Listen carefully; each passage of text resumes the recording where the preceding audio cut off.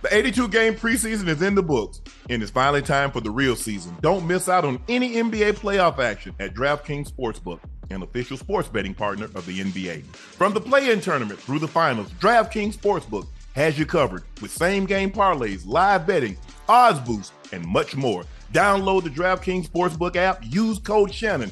New customers can bet $5 and get $200 in bonus bets instantly.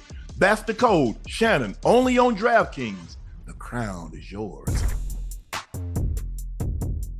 Thank you, ladies and gentlemen, for joining us for another episode of Nightcap. I'm your favorite Unc, Shannon Sharpe. The guy that's down at the bottom with the sunglasses on and the freshly shaven head, he's named. You know what? Before I tell you his name, let me tell you a little bit about him. He's from Liberty City. He's a route runner extraordinaire at 3 levels: high school, college, and the professional ranks. You know what? He's a Bengal Ring of Fame. He's a legend in Cincinnati. He's a Pro Bowler. He's an All-Pro. He led the league in receiving on several different occasions. His name is Chad Ochocinco Rosado Johnson, and he is the coach. You know what we need to add? Like what? Right when you finish that, we need to add like an applause, like a button you can hit with the applause, and everybody like cheering, like hey. You know what I'm talking about? That's what we need. Oh yeah, we do. Yeah, we need to add that. You know what we need to add? What? Some money out your check so we can get that. That's fine. That's fine. We can get that feature. Yeah, that's fine. But we'll look into that and see if we can get that done. Guys, please do us a favor. Please make sure you hit that like button. Please make sure you hit that subscribe button, and we would greatly appreciate it. We're officially now, Ocho, at 1.28 million. So that's 1,280,000 with 20,000 followers. Subscribers short of 1.3 million. Guys, you're doing outstanding. Thank you guys for selling out Shea by Laportier.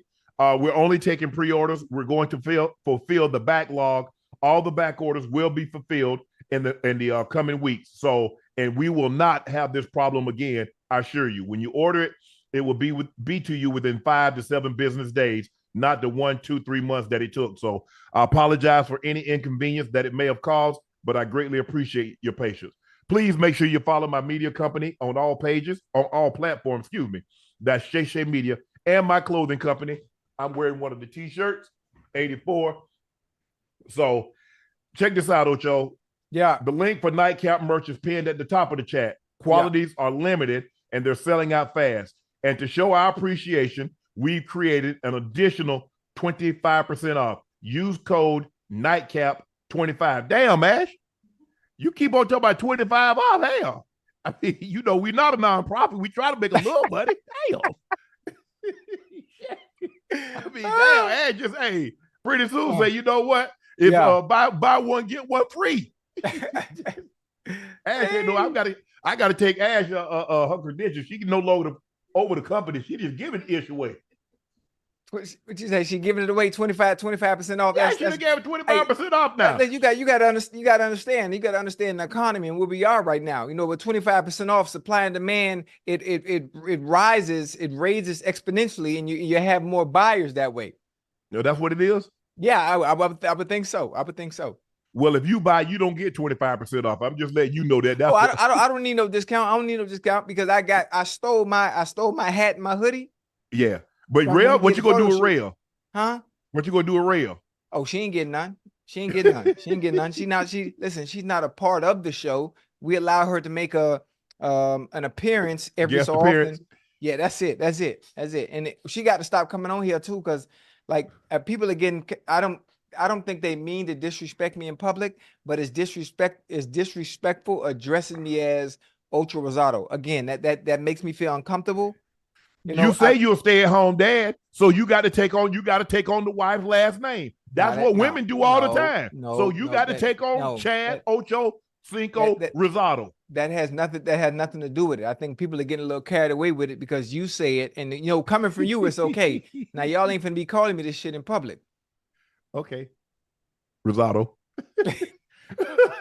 Ocho, your team is on the elimination. They go down 3-0. The Dallas Mavericks beat the Minnesota Timberwolves 116-107, and it was because of Kyrie and Luka. They were sensational. Both guys scored 33 points. Both guys were extremely efficient. Kyrie was 12 of 20 from the floor for 33. Luka was 10 of 20 from the floor, 5 of 11 from 3, Kyrie was 3 of 6 from 3, 33 points, but it's been Kyrie the last 2 fourth quarters. In the last 2 fourth quarters, he was 14 points on 5 of 7, plus 9. Tonight, he was 13 points, 4 of 5, plus 8. Missed the fourth quarter. He did it again. And the things that I thought was going to cause Minnesota problems was that dynamic duo, because they can get any shot they want, anytime they want. They can shoot the 3 ball. They can put the ball on the floor and get to the mid-range. They can get all the way to the basket.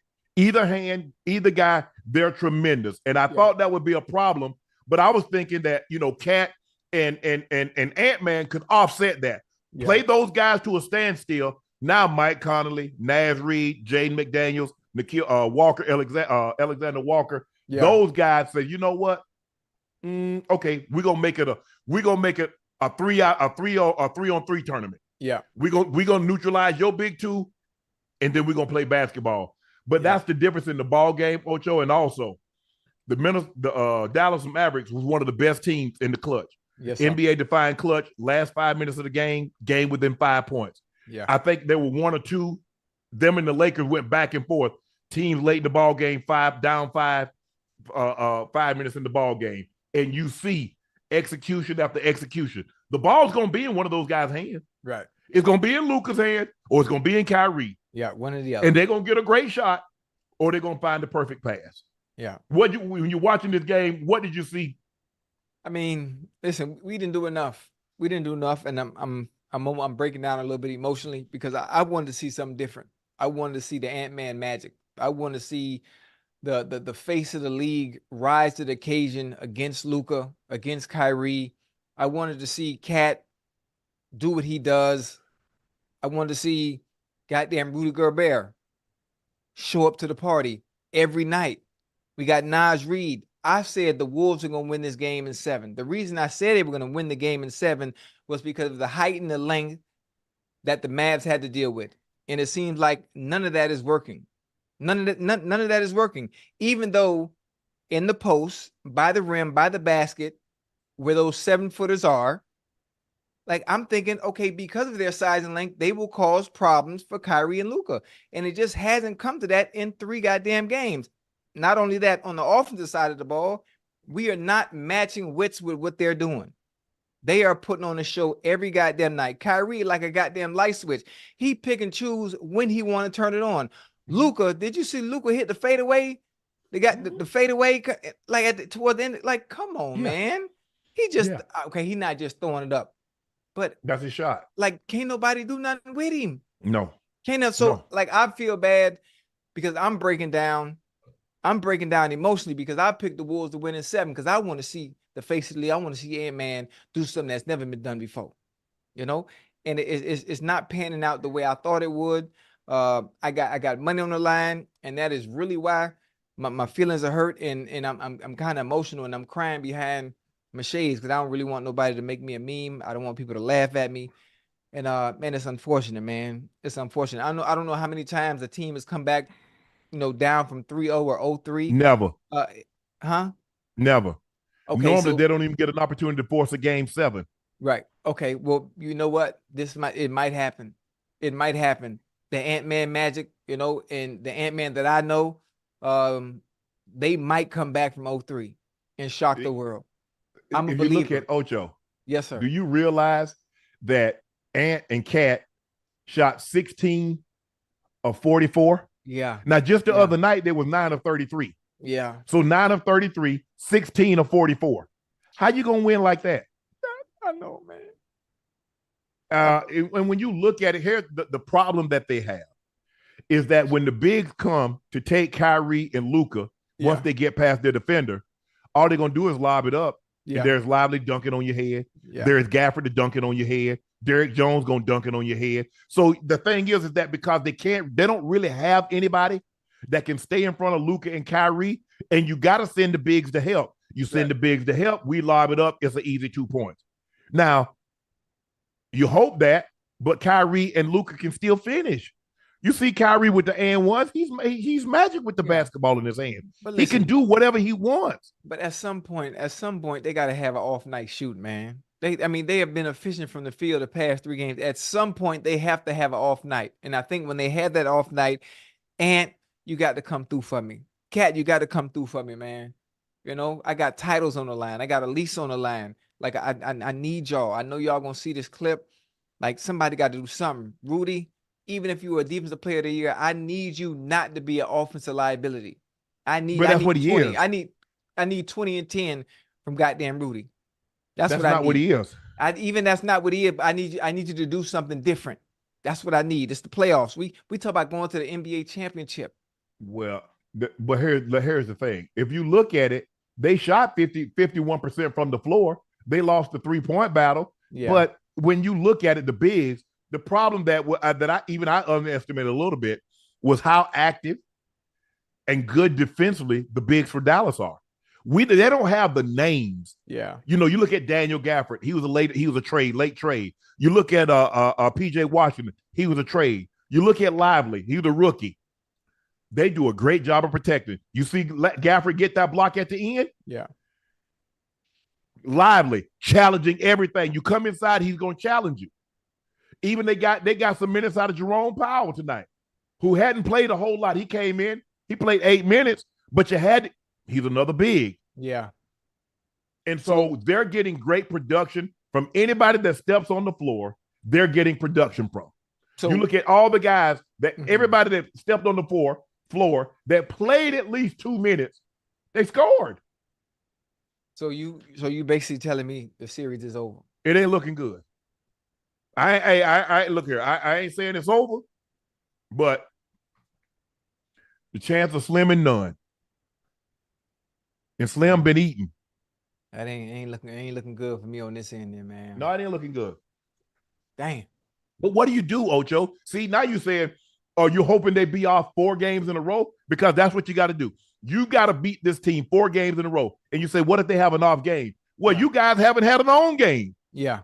Well, look at Cat numbers. What he shot. Cat is probably shooting in the 30 percentile. So see what you just said. I like that. Okay. At some point, maybe the next game, game 4, let's say Kyrie and Luka have an off night. Then, obviously, Ant-Man emerges and does what we know it can do. Cat has a spectacular game. Rudy Gobert plays lights out. Naz Reid from the perimeter has a game. In the block has a game. And then we match wit for wit from that point on, because our back is against the wall. Our back's against the wall. And hope we can make this an interesting series and not get swept. I'm hoping. Because I'm very, very rarely wrong when it comes to guessing on who's going to win games, whether it be football, NBA, soccer. I'm really wrong. And I'm talking about, like, deep down inside, I really thought the Cavs, I really thought the Wolves were going to shock the world and win this series in 7. Dwight Powell, not Jerome. Dwight Powell. Jerome Powell is the damn Fed chair. Dwight Powell, he doesn't play much, so I mispronounced the name. I'm sorry. But he came in and gave some great minutes tonight. I don't think the game would have been this close had Derek Lively not taken that knee to the back of the head. Right. He's more active. He's a more active player. He understands. He does a great job of rolling to the rim. He does a great job of offensive rebounding. And Gafford at the end of the half, there's 1 second on the clock.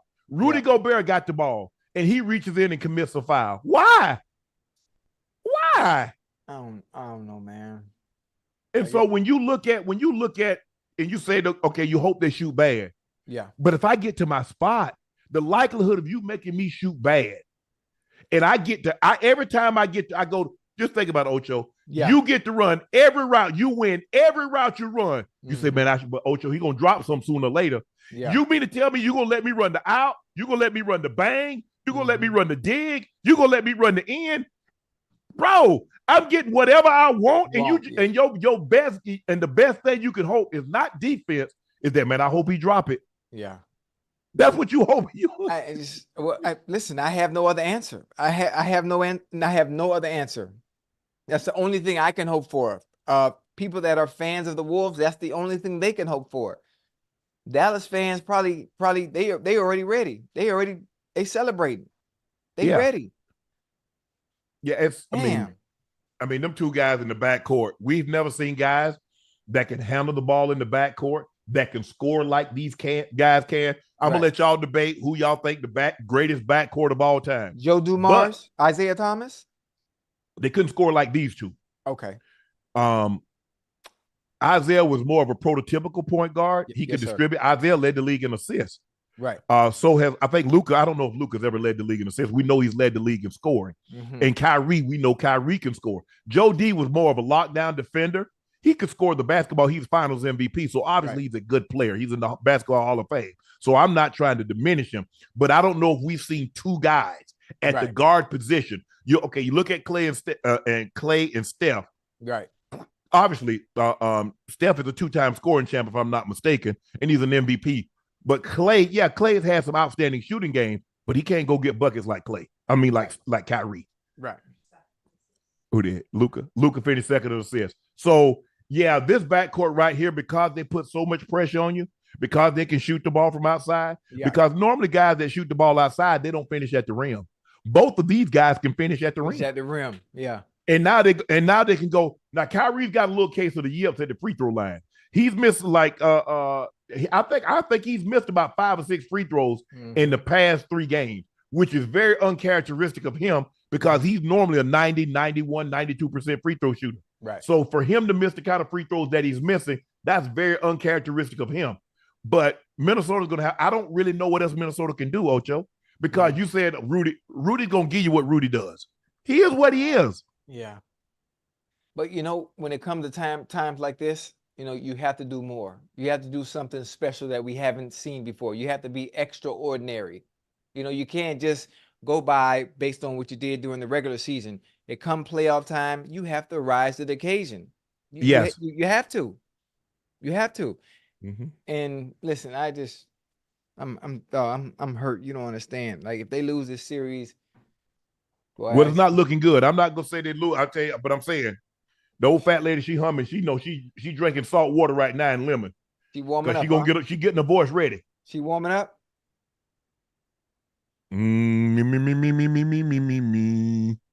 Golly, man. But you know what? Me. Damn, man.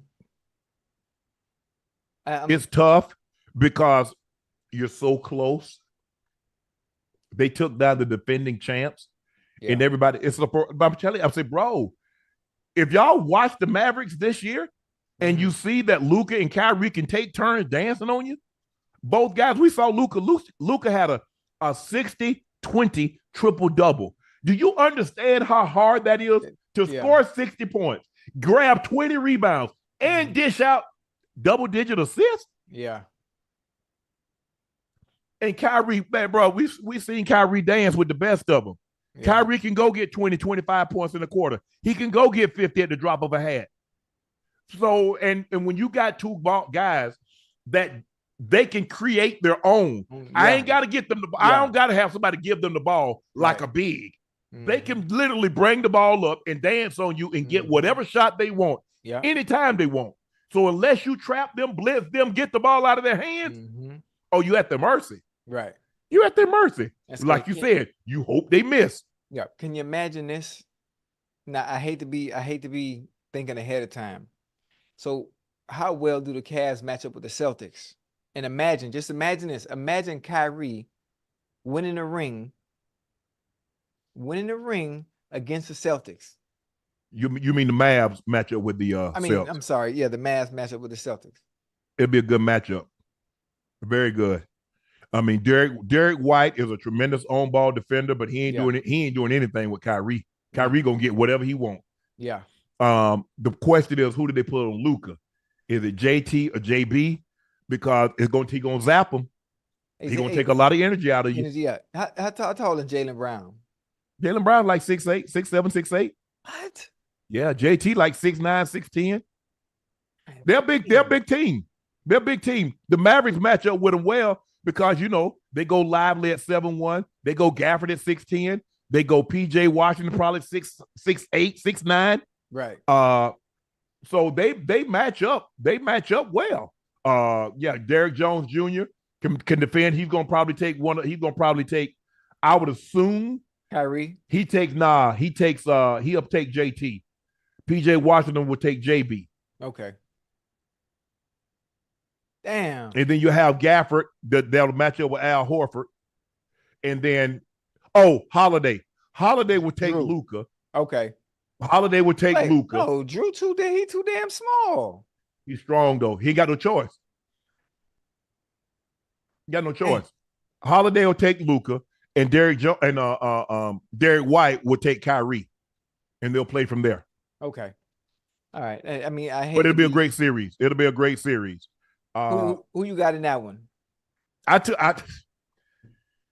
the Celtics. We had to pick, and I took the Celtics to win the title. But I picked the Mavs to come out of the West. But it's going to be a great series. It will be a tremendous series. I can see it going 7 games. Excuse me. I can see it going 7 games. But the Dallas Mavericks are 1 win. Both teams, the Celtics and the Mavs, are 1 win away from advancing to the NBA Finals. The Celtics play tomorrow night with a chance to close out the Pacers, and the Mavericks play the Timberwolves on Tuesday night at home with a chance to close out the T-Wolves. So might be sweeps in the Eastern and Western Conference Finals after we had that great 7 games. Had 7 games, Pacers, Knicks. We had 7 games, Wolves, Nuggets. And now we might gotta that hurt. Might have sweeps in both conferences. That hurt. Damn. What are they? I don't think so, because they already got them pegged. They already got them set. Game 1 would start when. I think they got them set already. Because you'll mess up the TV schedule. Yeah. They might. Oh my God. Yeah. Oh yeah. Because June 6th, that's like 2 weeks. Yeah. I'm sure they got a contingency plan for that. All right, Ocho, it's time for our first segment of the day, and it's called Newscap.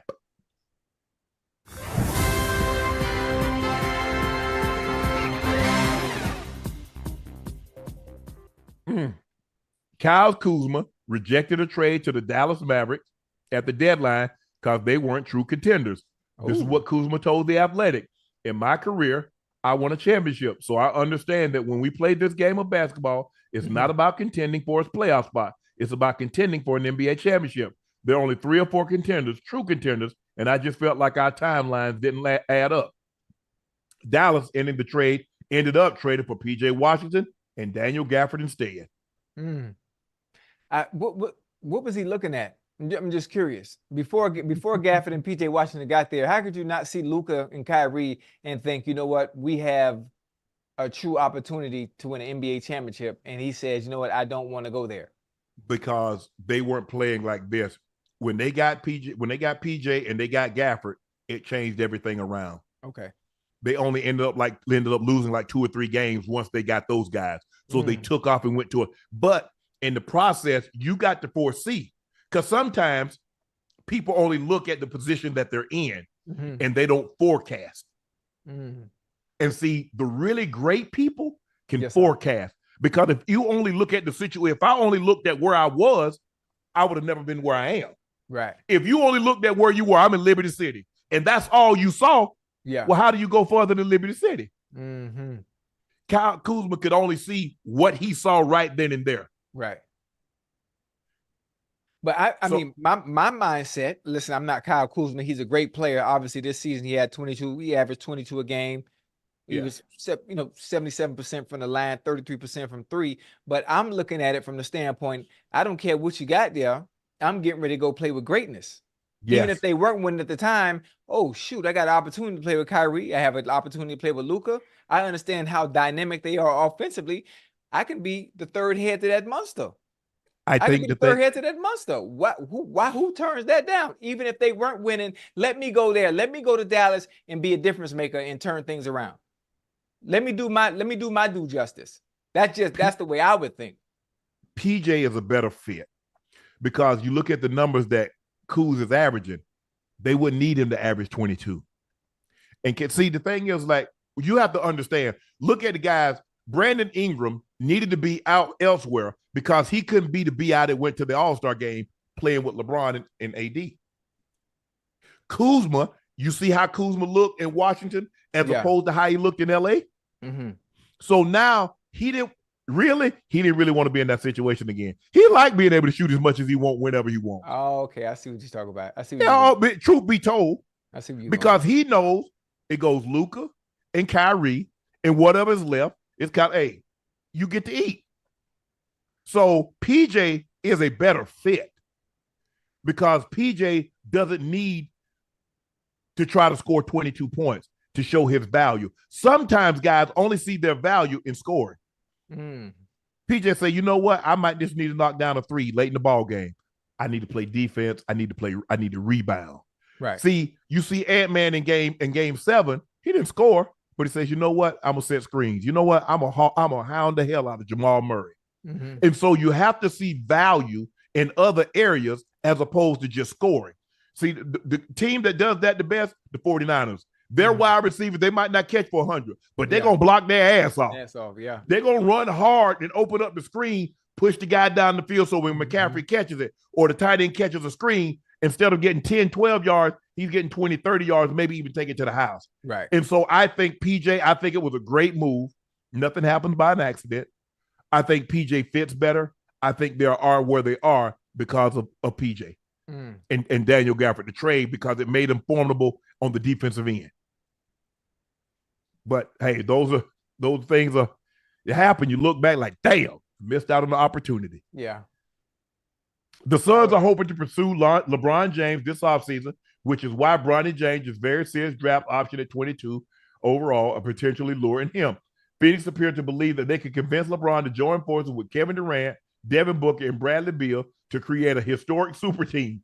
LeBron would be sacrificing $50 million next season if he were legitimately considered joining the Suns on a veteran minimum. Veteran minimum? Ocho. So he stands a chance to make about $58 million. Veteran minimum is what? $6 million, $8 million? Who get Ocho? Yeah. Unless they pay him 40 plus under the goddamn table, I don't see that happening. Hell no. Hey, the last time somebody tried to have something under the table, it was the Minnesota Timberwolves. And they did that with Joe Smith. And David Stern dropped the hammer on them, and they didn't recover. Took 3 first-round draft. He took the first-round draft pick every year for like 3 years. And who the hell snitched on Joe? Hey, I don't know who snitched on him, but David Stern found out. So that under-the-table stuff, leave it alone. Don't even mess with it. My bad. Because you already ain't got no draft picks. You might not have no draft picks to 2040. Right. I mean, listen. I mean, it's cute. It's cute. At this point in LeBron's career, money still does play a factor, but playing for veteran minimum as one of the greatest all time, I don't see it happening. Now, is LeBron in a position to sacrifice the money to get another ring? Yes, he's in a position to do that because he makes so much off the court. But him taking a pay cut of that magnitude, it ain't happening. I don't see it happening. So again, I think everything's in limbo. All of us as analysts, all of us that enjoy the game of basketball are all guessing on what's going to happen. I think wherever Bronny Jr. goes, that is where LeBron will go. You said it's not going to happen now. You said maybe 2 or 3 years down the line. I don't think it's going to be that long. I think it happens now. So him being a free agent right now is all contingent on where Bronny James goes, Bronny Jr. goes. I guarantee you, I'm not wrong. I know I'm not wrong. And it's worth noting, James Jones and LeBron, they did play together in Miami. They won championship. And when LeBron went back to Cleveland, JJ went with him. So they have remained friends throughout that process. So it's worth noting, but I agree with you, Ocho. I don't see anybody taking a $50 million haircut. Ooh, now I might take a little bit off the sides, but you ain't finna skin fade me. No, you ain't finna ball me out. Oh no, hell no. So there is no more money left to go around because of Beal. Yeah, because all those guys are on max contract. They got so everybody you sign, but see that's why it's hard for you to fill out a roster when you have 3 guys on max contract. Yeah. 2 guys, you can still get 2 quality players at mid level, but not the vet minimum. But when you put LeBron's I don't see LeBron playing on the vet minimum. They ain't even gonna have no goddamn bench. Huh? They ain't even gonna have no bench. Nah. Now you're gonna be having G League guys on 2-way contracts. Right. I don't see it happening either, Ocho. I don't. All right, Ocho, check this out. The Chiefs' offense is about to get even more scary, if you can believe it. A team which already featured my homeboy, Travis Kelce and Rashee Rice, should be even better in 2024. Brett Beach added the Chiefs an explosive core of weapons, signing Hollywood Brown and the guy that ran the fastest 40 time in combine history, Xavier Worthy. Mahomes has already noticed the difference in the OTAs. When asked what the Chiefs have been working on, Mahomes said, "Get back to the deep ball. I think we've done a great job of mastering the intermediate and short stuff, but we want to get back to having a part of the offense as well. Coach is really pushing for us to push the ball down the field." And remember, Hollywood Brown ran 4.27. Xavier Worthy ran 4.21. He can go now. Listen. And you remember when they had Tyreek, yeah. They could go bombs over Baghdad. Yeah. But are they getting back to that? Yeah, I mean, yeah, they can get back to that, but we have to remember the comparison. This is Tyreek Hill we're talking about. This is Tyreek Hill. I love Hollywood Brown. I love Xavier Worthy, but they're not Tyreek Hill. Now, we're just comparing the two because of the speed. Yes. But there's so many other variables that go into play when it comes to playing the game and playing the game of receiver. Now, do you have all the tools and the potential to be like Tyreek? Yes, you do. But you have to be able to do it on the field. Tyreek, he can run short routes. He can run intermediate routes. He can go deep. He can run the entire tree. Now, have these two proved that they can do the same thing consistently? And for Mahomes to be saying some of the stuff that he's doing, probably so. Probably so, because they do all the small stuff so goddamn well.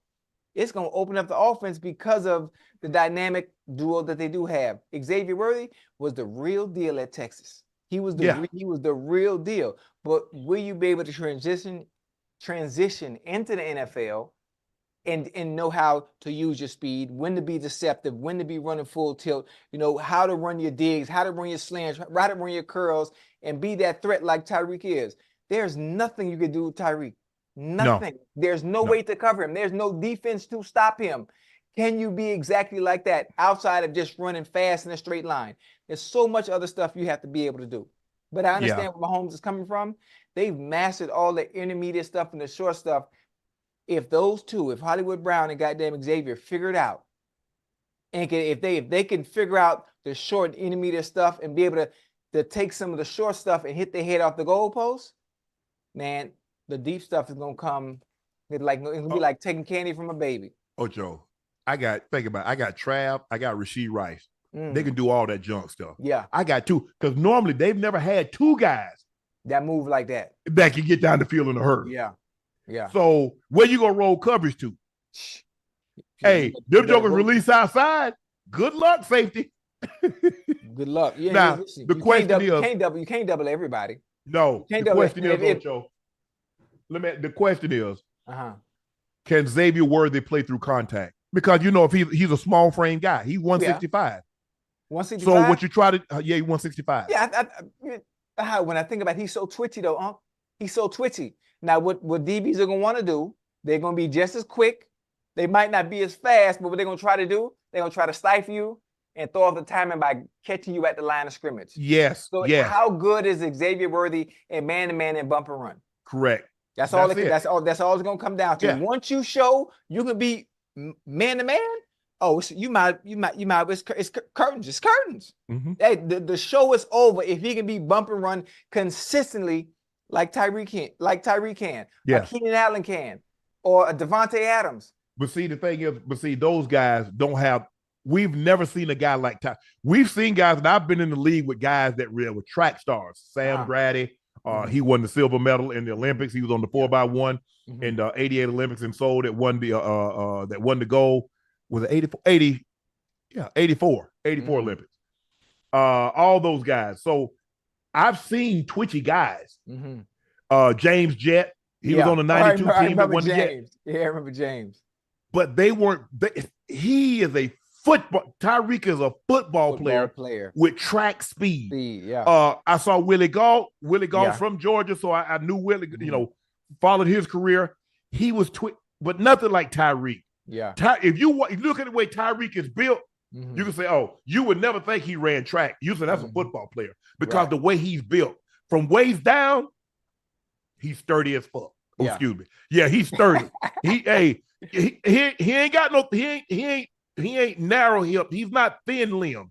You know, you look at Xavier Worthy, he looks like he can run because he's like a track guy. Most track guys are built like him. Yeah.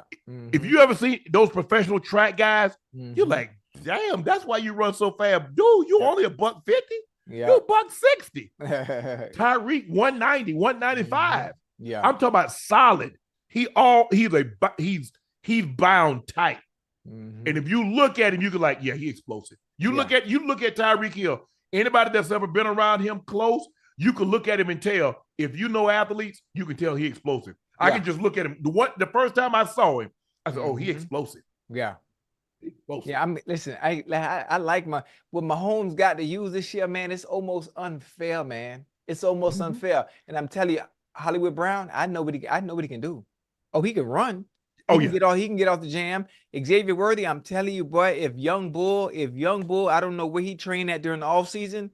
Work on that release. All he need to work on is man to man and getting off that goddamn ball. Get off that release. It's over. It's over. It's over for everybody, because that means, well, hell, now we got to double team him. Well, you can't double team Hollywood Brown and Xavier. Then you got Kelsey gonna kill you underneath. You got Rasheed Rice when he comes back from suspension. Oh hell. And that's the thing though, Ocho. If I'm him, I'm just working on my release because you can run. Yeah. Because everybody gonna be looking for you to go deep, but you can't be a one-trick pony. You're gonna have to run the comeback. You're gonna have to run the end cut. You're gonna have to run the overs. You're gonna have to run the bang. Shallow crosses. You got to get. That's what made Tyreek, because they used to bring Tyreek in. Tyreek was just a gadget guy. Tyreek said, later for this, man, I want to play all the time. Yeah. Just don't run me in here to run a trick, a flea flick, or some stuff like that. Hey, taught himself. Now Tyreek can run the route tree. And because he got so much speed, man, I got to back up off him. Yeah. Now he gonna run the stop on you. He can run the out. He can run the dig, the end cut. He can run it all because I'm afraid of it. Yeah. And if I don't quick jam him, if he's in Miami, you can't quick jam him because he can hear the snap count. Yeah. The only thing you can hope is he's on the road and he has to look in at the ball to see when it snaps. Yeah. And then you can freeze it. Other than that, it's a wrap. Okay. You miss if you want. He ain't a guy. You ain't got to miss by much. If you let him get even with you, it's over. It's a done deal. It's over. It's a done deal. Just go ahead and point. Just go ahead and call the PAT team out. It's a tub, Ocho. Just go ahead and get your PAT. PAT. I like it though. I like it. I mean, listen, Mahomes can talk. He can talk like that. He can talk like that because he understands what he's had or what he has in Xavier Worthy and Hollywood Brown. So he can talk like that. I like it. But they ain't gonna beat the goddamn Bengals though. But go ahead, man. If somebody would have told you, Ocho, think about it. If I took Chase from Cincinnati, you think they can win the Super Bowl without Jamar? Yeah. No, because I mean, you need one dynamic superstar. You need one dynamic superstar. You need that. If I took CD from the Cowboys. Oh. If I took Tyreek from Miami. So what one player could I take? Like they took Tyreek from my homeboy, and he still won 2 chips and won an MVP. What team could I take one of their 2 best receivers from? And they still a dynamic like that? Yeah. I mean, how many other teams in the NFL are like Patrick Mahomes? Because he ain't number one homeboy. Okay, well, he's making up for the loss of Tyreek because he's just that great. He is. That's the difference. He's just that great. Now we're gonna see what Josh Allen is really made of.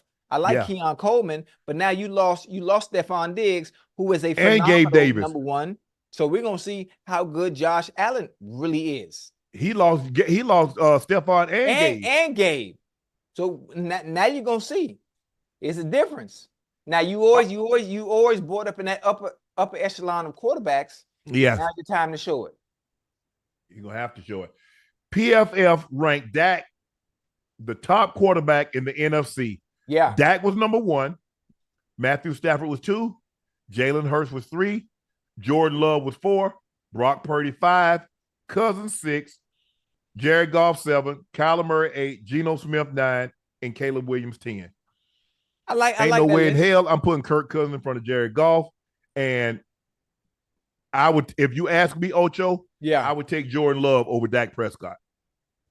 You would take Jordan Love over Dak Prescott? Hell Okay, yeah.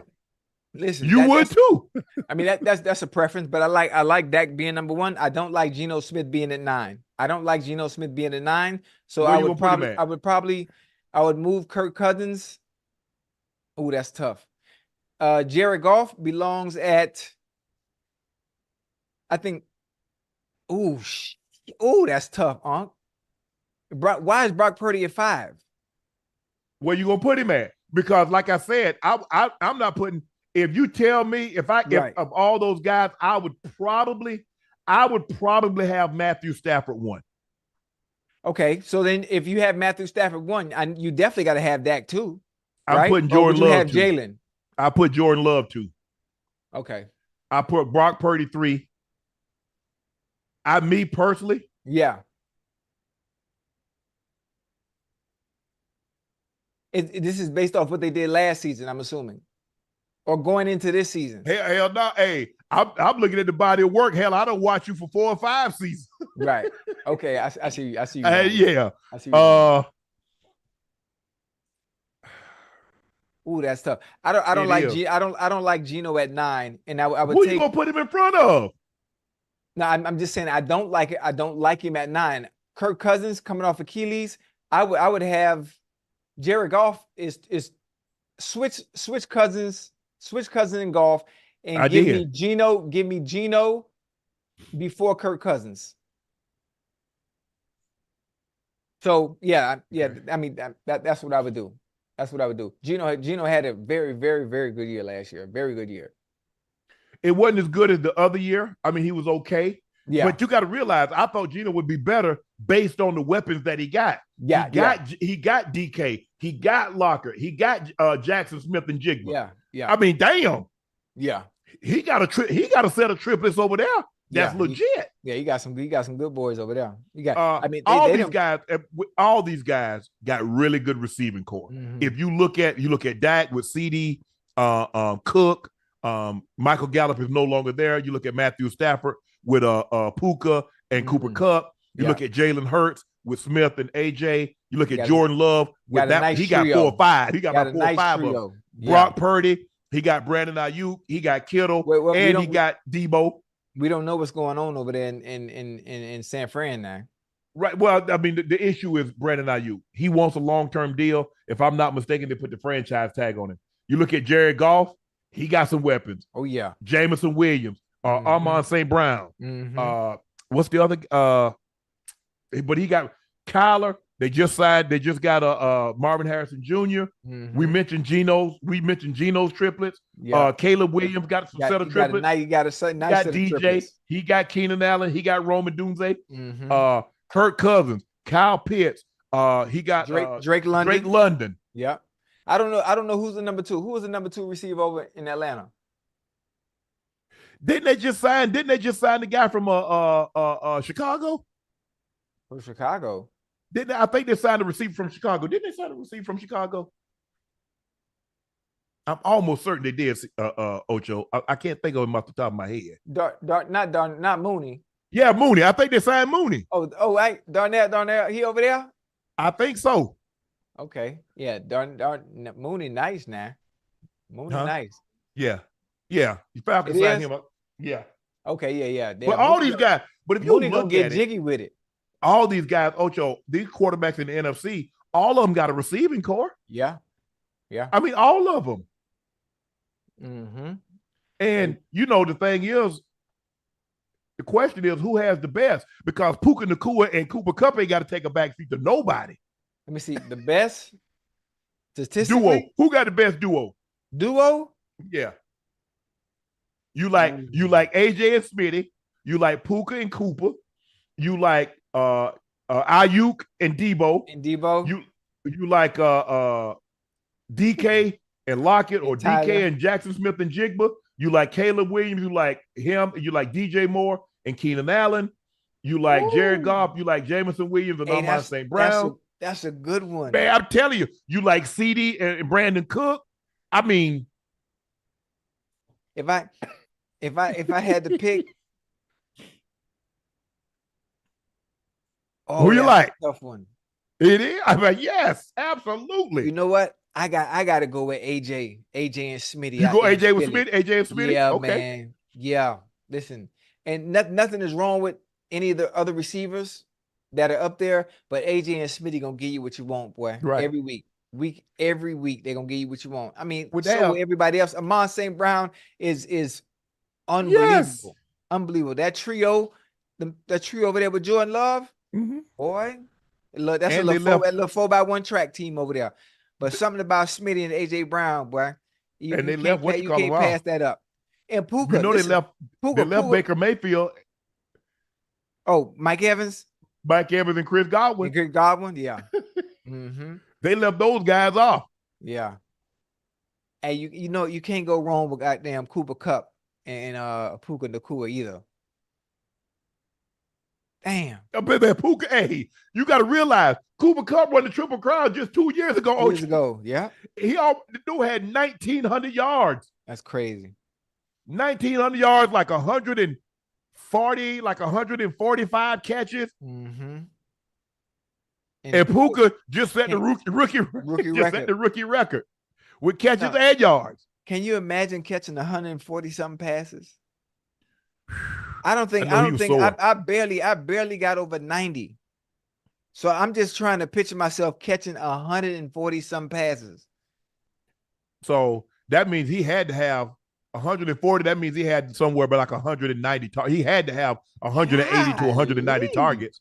What they throwing the ball like crazy, man. Yes. Jesus. Yes. But it's a very interesting list. A very interesting list. But man, Jordan Love, man, that joker showed me something last year, Ocho. He showed me something. All season long, especially when he got to the playoffs. And he gonna be better. Yeah. He gonna be better.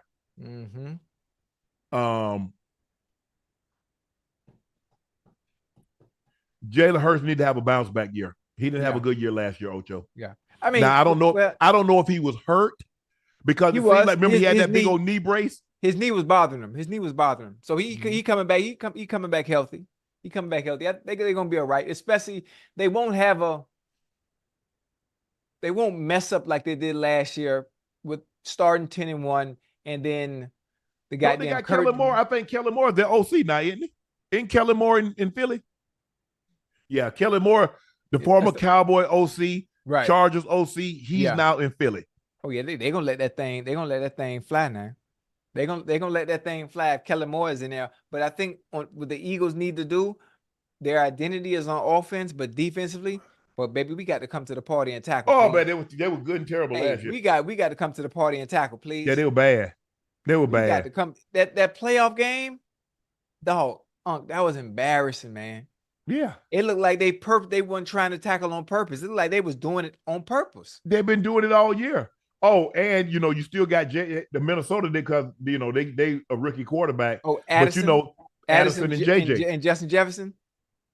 What's the tight end name? They got a nice tight end too, though. Hawkinson, yeah. TJ Hawkinson. Yeah. Well, Detroit got a tight end, Laporta, yeah, he nice. Hawkinson tore his ACL. He tore his ACL, so it's gonna be interesting to see. Does he start the season on the PUP list and work his way back into it, or is he going to be good to go at the start of camp? Because I think he tore his knee. I think he tore his knee up in the playoff game. I think. I hate seeing people get injured, man. They say, would you rather have Dak or Love? Dak got 29% of the love. The votes. Jordan Love got 71%. That kid, hey, Ocho, you got to admit. He impressed you. What he did on the road at Dallas, that was very. And he made one mistake in the 49ers game that ended up, rolling one way, threw back across his body, and Greenlaw picked him. But he was playing great that game. Yeah, he was. Ocho, we got 23,000 people in the chat right now. Guys, thank you for watching. Thank you for supporting. Do us a favor. Hit that like button, hit that subscribe button. We would greatly appreciate it. For those that are watching in, who are watching and just tuning in, we're offering 25% off Nightcap merch. Just type in Nightcap 25. The link is pinned at the top of the chat. Quantities are limited and they're selling out fast. Don't miss out. Get the first, because once these are gone, they're gone, ladies and gentlemen. We're gonna have a new batch coming out in about what, 3 weeks, 6 weeks? Man, kids sleep, man. I'm trying to. And you'll never find better quality. This is top quality. Everything is like handmade. So we have it on 84.com. Check this out, Ocho. Yes, Zach sir. Orr, in his first year as defensive coordinator for the Ravens and safety, Kyle Hamilton is one of the players that he relies on to lead the unit. Hamilton was a first-round pick in 2022, and he turned into his stellar second season. He had 81 tackles, 4 interceptions, 3 sacks, 13 pass defense, forced fumble on his way to being named first-team All-Pro. Orr said, Kyle Hamilton is an ultimate chess piece. Yeah. I think he's one of the top players in the league. My goal for him is to one day win Defensive Player of the Year. Well, join Ed Reed, Terrell Suggs, and Ray Lewis, who did it twice. Here, one of the league. I think he has that kind of talent. He has that type of work ethic, and he's that type of person. Yeah, he is. Hell, for sure. I watched him. When I think of Kyle Hamilton, even though he's had a short career, you can tell he is the centerpiece for that defense. Yeah, for sure. You can tell. Every week he jumps out on film. Yeah. Every week he jumps out on film. He makes a spectacular play. Every time. When the Ravens, you remember after that 2000 team, it was Ed and Ray. Yeah. You got Roquan Smith, you got Kyle Hamilton. Yeah. And so that's what you need. But it's going to be hard, Ocho, for a defensive back to win the MVP, the Defensive Player of the Year, because of those pass rushers. You got to be spectacular. You got to be spectacular. I'm talking about picking balls off and going, especially for a safety. It's only been a handful of safeties to win that award. You got, I think, like Ed Reed. Ed Reed won it. Yeah. Troy won it. Troy won one. Yeah. Ronnie won it. Kenny Easley won. I think Kenny won in like 85. Ronnie won in the 80s. I can only think of like 4 off the top of my head. Now, a few corners, and like if you have a season like Gilmore, you remember Gilmore had that season? Oh, yeah. Yeah. Did hold on. Did what you call him with Defensive Player of the Year? I don't think he ever won. Reeves. I don't think Reeves won Defensive Player of the Year, did he? Wait, 2009, he had to win it 2009. If he didn't, who did? If it was a year for Reeves to win Defensive Player of the Year, it would have been that 2009 season. I don't think we would ever. You could play Madden for a season. You'll never be able to have a season like Reeves had that 2009 season. Unbelievable. So I'm not sure who won Defensive Player of the Year. Bob Sanders won. Remember Bob Sanders? Bullet Bob. Man, what you talk about? Bob had no recollection for his body at all. He didn't care. That's what broke him down. He coming downhill. Listen, Bob Sanders don't care nothing about his body. Charles Woodson won it in Green Bay. Darius. Yes. Darius? I do it. Didn't care nothing about his body. John Lynch hit like that too. Woo, you know you got safeties. They come up to hit you and they gather. You know how you gather yourself, then you make contact? Right. Oh no, they running right through you, baby. They running right through you. Huh? Charles Woodson won in 2009. What? Yeah. So he had that great of a year. Reeves never won.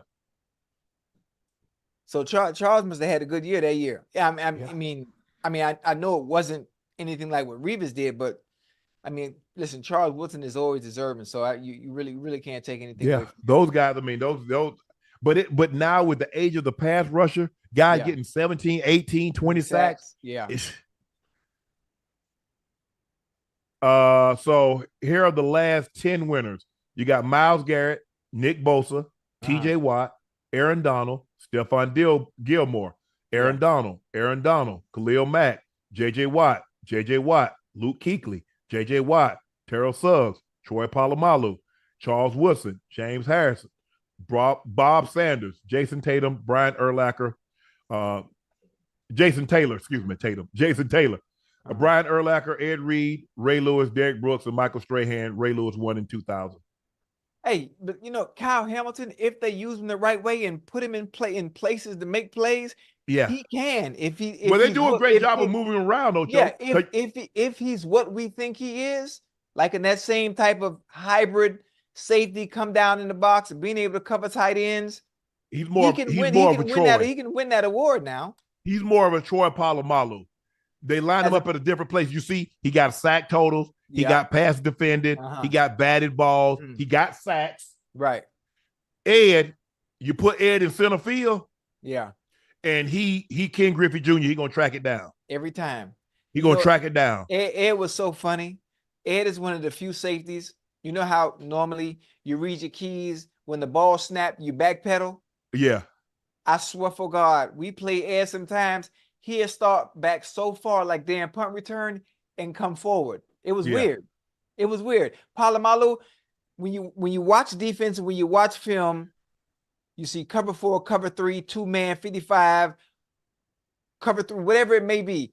They would always be in a place they're not supposed to be, and then when end up where they're supposed to be, and then go where they're supposed to be. Troy in the line of scrimmage. You never know what the hell they doing. Yeah, I'm like, bro, how you in the A gap and you supposed to be in the hole, and he just take off running, right? He end up in the hole, or he end up in the too high shell. I'm like, bro, listen, there are only so many safeties that are that special, where they can be completely out of position, but make sure they get where they need to be when the ball snaps, and never miss a beat. Them dudes was special, man. Talk about having range. Like having range, sideline to sideline. Ocho, something happened last week, and I really want to talk about it.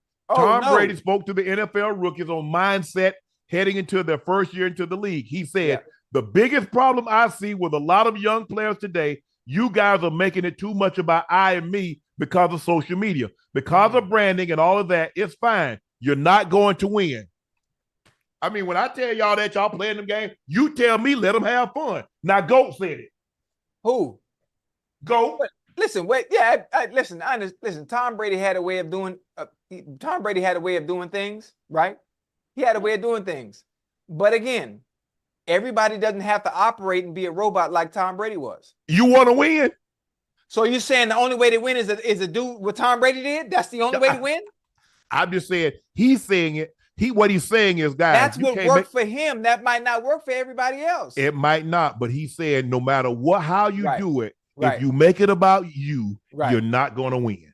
Well, I'm not that's sure what he said. Now, how you go about that? Listen, playing video games at home on your free time is not making it about you. Now, what I do understand is about the branding and the marketing and social media study distraction and people trying to market themselves as opposed to focusing on the game of football. Study. Listen, that too. Hey, let me tell you something. You know how you market yourself? You know how you brand yourself? Win. In between the lines. In between the lines. I mean, winning is one thing, but in between the lines, I didn't have social media.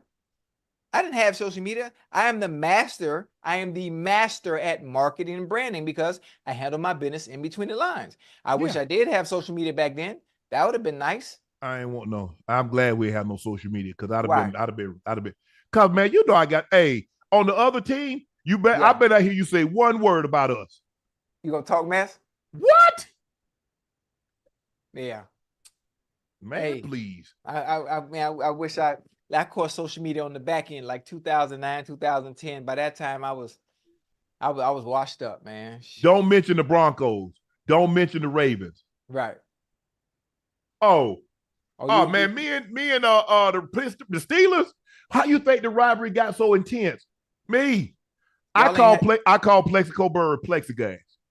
Oh, okay. I said, tell Plexiglass, don't worry about what we got, just catch the ball. Plex. Who won the game when y'all played? Check this out. We beat them opening day 16-0. Yeah. They beat us, I think they beat us 10-6 or 7-6 the next time. That's it? Y'all defense was that good? The 2000 Ravens? I'm tripping. I don't know why I'm thinking about Denver. I'm like, what defense Denver had like that? Okay. 2000 Ravens. Y'all was the real deal. Y'all was the real deal. And the Bengals. Oh yeah, me and Takio, because Takio and I used to work out. Yeah, I played with Spikes. Man, If I'd had social media, yeah. If I'd had social media with 2000 with that defense, right. Oh Lord, have mercy. That would have been nasty, there, boy. They'd had to suspend me. I bet y'all don't score 10 points. What's the over under they score 10? Yeah. Hey, I'm taking the under. Whatever they got y'all to score, whatever DraftKings, Fox, ESPN bet, whatever. Yeah. Whatever they got y'all to score, take the under and you'll be wealthy. Hey, you think we'll ever see a defense like that ever again? No. Even though we have a pass happy league? No? Mm-mm. They don't let you play defense like that, Ocho. Yeah. Yeah, you're right. Man, you can't. Man, you see the way Ray was hitting people? You see the way? Come on, man. Ray, they took all Ray money. If Ray played right now, he would be playing for free. Yeah. He'd be playing for free. They just suspended him. You know how they did what's my boy? Kareem Jackson. Yeah. Kareem Jackson played. Listen, I know Kareem gonna see this. Boy, you play the game of football the way it's supposed to be played, boy. I salute you. Yeah. I understand the rules, but you play the game the way it's supposed to be played. Man, I'll be talking so much. Hey, you know who else I like? I don't know where he is right now. He was with the Raiders maybe 3 years ago, and he had an old school style of play like Kareem Jackson. He wore number 24. You know? You talking about Abraham? Jonathan Abrams. Jonathan Abrams. Where he at, man? Couldn't cover. Hey, old school style of play. Boy, he coming down here, boy. He could Ocho, but the problem that he couldn't cover a full-size bed with a king-size sheet. It's hard in today's game. Come on, you ain't gotta. Man, I just keep it real with you. Yeah. You got it, because if you he only had to cover the tight end, though, right? Just the tight end, right? Every time they give him a nod, to the post. Yeah, they go into the cell, they go into the 7. He biting. Damn, I like him, man. So he's not playing nowhere now, huh? Mm-mm. Damn. I mean, man. all those guys that what was that guy? He used to be an NFL Network that drafted for the Look at all his draft picks. He did all that talking on NFL Network. Look at his draft picks. Mike Mayock. He ain't got. I don't think he got one draft pick. Drafted Cleveland Farrell, number 3 overall. Right. Couldn't play dead in a horror movie. Hey, go back. Hey, y'all go look at the picks that he selected. All of them. I think the only one he might have hit on was Max Crosby. Yeah, Max. But look at all those picks. I mean, like one of them thought he was shooting, firing at people. The DB first round pick. Who that? Arnett? Yeah, might have been Arnett. Yeah. Went to the Raiders, right? Yeah. They were. I liked him too. Man. Go back and look at them first round picks that he got. I don't think not one of them on the team. Damn, man. I like him. He was nice. It's another one I like too. Played with Atlanta last year on the other side of AJ Terrell. I can't remember his name. Oh, what you call him? Damn. He was with Denzel Ward. No, not Denzel Ward. Denzel Ward in Cleveland. I'm talking about. I can't. No. Oh yeah. No. I know you're talking about Jeff Okudah. Goddamn Okudah, boy. I like that boy there. Hey, that boy Jeff be out there, boy. I like Jeff. I don't know why I have a fascination with who he drafted. Max Crosby was in 2019. Yeah. I don't know. Yeah, he drafted Josh Jacobs in 2019. Max Crosby, Hunter Renfrow. That's a good pick. Josh, a good pick. But look what about 2020? Henry Ruggs. No one's still on the roster, are they? What about 21? Well, it started. You know when it started. When he signed the free agent. Oh, okay. Yeah, I got you. We don't need to say no name, but you know. Yeah, I got you. Yeah.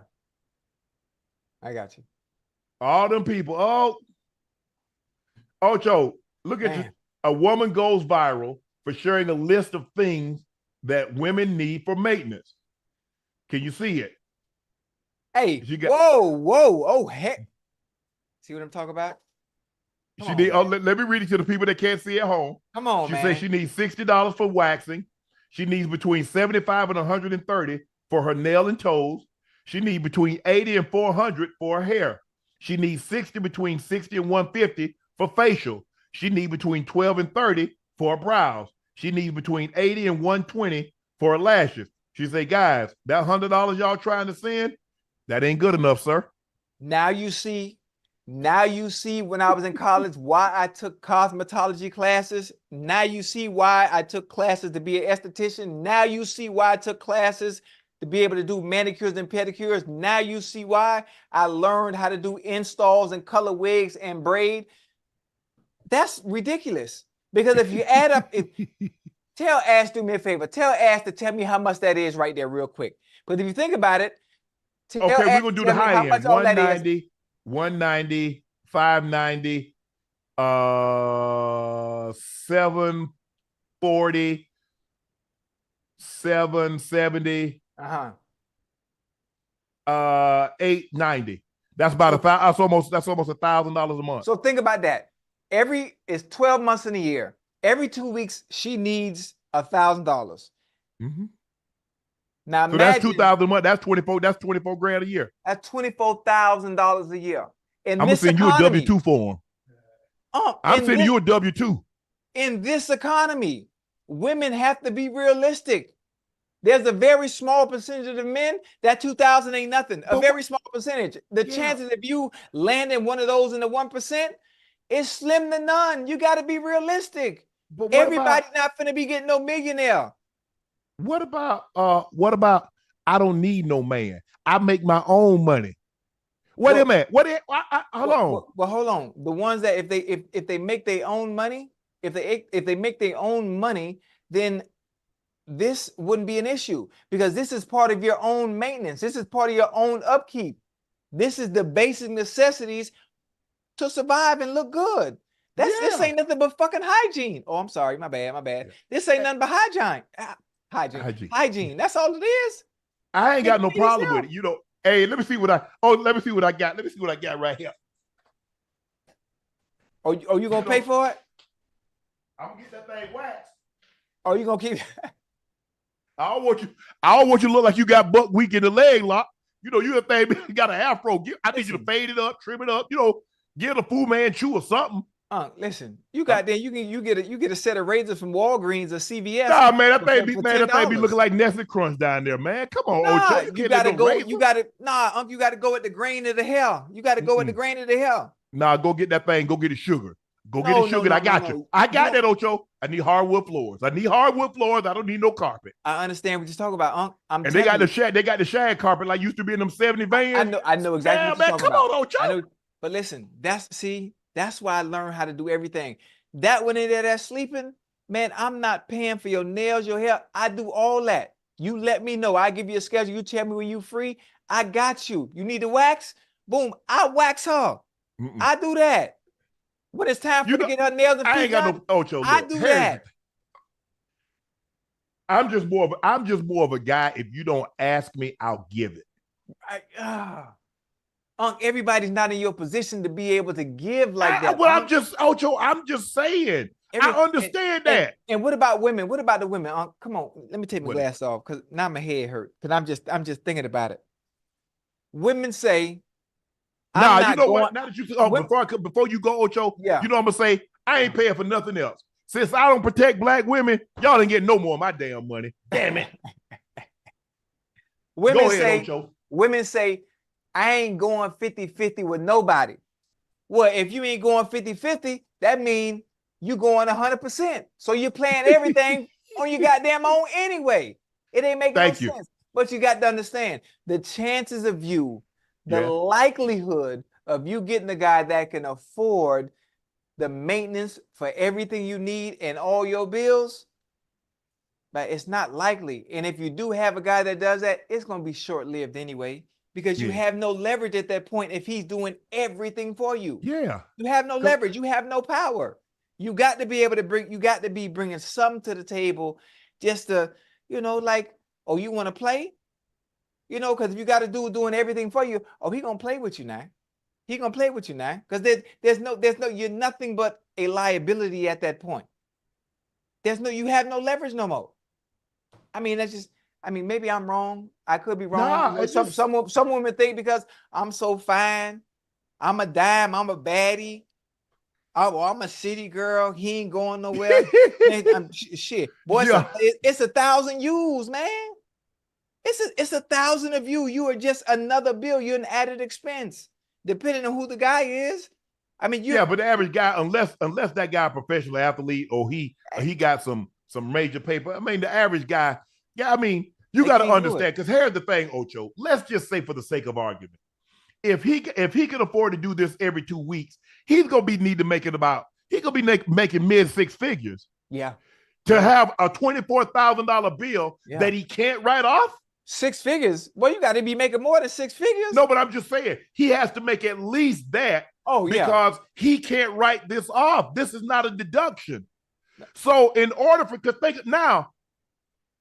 about how many people, forget just men, because you cut it in half. Yeah. So how many people you think in the USA make 155, at least 150,000, man or woman?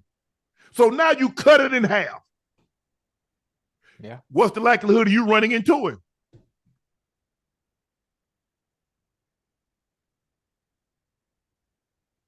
I think people have a false sense of reality, especially when it comes to finances and money, because everyone looks the par, everyone looks rich, everyone drives something nice. Now social media got people thinking everybody rich. Hey, listen, Unc, when it comes down to it, hey, it ain't what you think it is. And it ain't never what you think it is. Yeah. I mean, people might have had money during COVID when they were doing that. When they were doing that, you know what I'm saying? The PP. Unc, that shit dried up quick, boy. Yeah. That shit dried up quick, boy. And you saw a lot of people had their hands behind their back and get their head dumped into the car, too. The feds came. Where your business at? Hey, man, it's tough, man. I want all my women. I want all my women to win. I want all my women to have a guy that they love, that's able to provide for them. But again, we have to have a sense of reality. You got to be realistic now. Got to be realistic. And some they'd love to say, "Oh, I'm not gonna settle." Okay. Okay. You don't have to say. You don't have to settle. Continue to reach in search of that wealthy man. So what is it about you that makes you so special from the other 100,000 women that are also searching for that wealthy man? That think they special. And I got ass. Okay, who don't? There are a lot of them. Man, I'm pretty. I'm a baddie. Go to your Explore page. A bunch of them too. Man, every video, woman doing butt exercises. They're doing hip thrusts. They're doing squats. They're doing booty stuff. Yeah. So a lot of women got ass. If they ain't got it naturally, they go buy it. Yeah, but see, listen. If you got ass and you're fine and you're a baddie, that'll get you a man. You know what they do at the beginning? At the beginning, they're gonna do whatever you want to reel you in. Yeah. They gonna reel you in. They get you. When they get you, and then they realize, well, damn, that's it. There's nothing else left outside of what you're advertising. There's no more substance after that. After the ass, okay, I done hit now. Okay, what's next? Yeah, okay, I done hit a few times, but goddamn, that's it. And then you start realizing, well, I'm not getting nothing in return for the money that I'm investing outside of that ass. What? All right, now. In the process, the process, it continues to cycle. Once he gets bored, now you're on looking for the next one. And the process repeats itself over and over and over until you find you a duck. That's what we call them. Or you find your gook. That's what we call them here at home in Miami. That's willing to take on that responsibility. And you just keep on rotating until you find one and it sticks. But the chances of sticking are slim to none. Slim to none. You got to be able to. You got to be able to carry your own weight, baby. Somebody was asking somebody in the chat, talking about did Shannon settle for the contract? I don't set the value. They offered me a contract. Yeah. And see what happened with Shannon is that when Shannon like, okay, I want X. They say, well, Shannon, we can't give you X. We'll give you W. Right. Nah, I'm good. Well, Shannon's difficult to work with. See? No, this is what look. My thing is, yes, I want to get fair compensation. Right. Now, we all let's do. see what are you willing to go? This is what I think I'm worth, and let's see how can we get. Because here's the thing about business and women and men. Look, I'm talking about, and I had a great conversation, a lot of conversation with. Excuse me, people. My nose. The one thing that you want to do, Ocho, and I'm gonna tell people that when you get into contracts and you start dealing with, you try to get the best deal you possibly can. I've always had this, and my agent told me this way back. He said, Shannon, I would rather you take less money and then have somebody begrudgingly give you more, and it ruins the relationship. Because I've seen that happen. Oh, I won. I got everything I wanted. And then it comes time and you've damaged the relationship. So for me, what can I do with 6.5, 8 million that I can only do with 10 million? And see, that's where people go astray. 10. If I don't get 10, no, bro. Now, you do it however you want to, but I'm just telling you how I do. Right. Because I would rather take a little less than have somebody begrudgingly give me more, and it ruins the relationship because I've seen it happen. First of all, men and women, if it's talking about dating, we're not entering into an agreement, a contract. So it's not the same thing as me trying to get a job. So if you're telling me it's a job, so tell me what she is, and I go ahead and pay her. Because I ain't paying her to be with her. I'm paying her to leave. Ooh. Come on. So how are we going to do this? Let's have real talk. You want to have real talk since you wanted to say, well, Shannon, somebody, your value. You don't set the market on your value. The market sets the market. Ooh. Ocho, I want to sell this cup. I want to sell this red Solo cup with water for $15. Okay. Nah, ain't nobody say that. If somebody gave me $15, that's what it's worth. Something is only worth what someone is willing to pay for it. So, and you don't say, unless you paying yourself or you buying yourself, hey, you're worth it. But y'all need to stop, ladies. Y'all need to stop this. I know my value. Who set that value? Ooh. The market? Gold prices, the market set the price of gold. This watch, man, that watch ain't worth. Okay, it's worth what somebody will pay for it. The difference is you wear your watch to tell time. I wear my watch to tell you how valuable my time is. There's a difference between the two. Stop playing with me. Come on, man. That's the difference. Hey. You telling time. I'm telling you my time is valuable. Don't waste it. Come on now. Well, you preaching tonight, ladies, boy. Well, you on fire, boy. Y'all can get up here and you stand on your soapbox and talk about I'm fine and okay. But if you can't find a man that's willing to do that, that's not your value.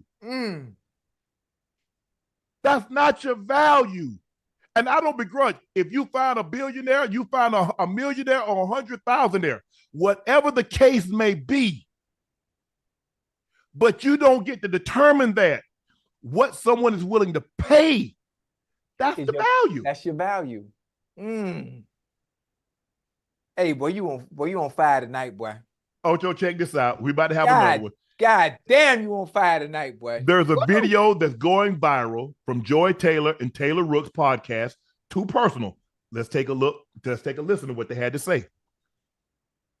The splitting the bill conversation. Do we pay for the men? When do we pay for the men? A friend of mine was on her dating journey and she went out with a man twice. He paid for everything, wined and dined. On the third date, they spent a day together, ordered a bunch of things, had some drinks, had a good time. Let's call it a couple $100. She had to put her card down for this particular place. So when they went to pay, he was like, oh, your card is down. And now she didn't speak up. and ended up paying for the bill. They had plans for another date. He texted her the next day and was like, I don't really see a long-term future with you. I don't really want to waste either of our times. I think you're great, but I don't want to keep our date for next week that we had planned, which I think is very respectable. Most people just ghost. So she's talking to me about it. And she's like, but he did stick me with the bill. I was like, what are you talking about, stuck you with the bill? How did you leave paying? I was like, just text him and say, oh, okay, well, cool. Thank you for saying that. Had a great time too. But like, here's your split for Saturday. There's no possible way he thinks that she's just paying for his presence. He got upset, did not send her the split, and in fact went and sent her the receipts for the last 2 dates. Yeah. Ocho. So let me get this straight. He pays for both two. Yes, sir. Nothing. She don't chime in. Yeah. She didn't speak up. But now, I stuck him for 2 bills. He stuck me for 1. Now we need to go 50-50? Oh, yeah. Listen, the game is the game. The game is. Did I hear that, Chad? Did I hear that right? Chad, are y'all hearing what I heard? He paid for the first 2 dates. She paid for the 3rd date. Yeah. He doesn't see anything long-term coming of it. Right. He says, you know what? I don't want to waste any of your time. More importantly, I don't want to waste my time. So it was great, but I no longer want to, okay, fine. But he stuck me, but you stuck it with the first 2. Yeah. And you ain't have no problem with that. Listen, Unc, again, the game is the game. And obviously when you're dating someone, there's a 3-date minimum. After the 3rd date, you know whether you want to deal with this person long-term or if you see a future with them.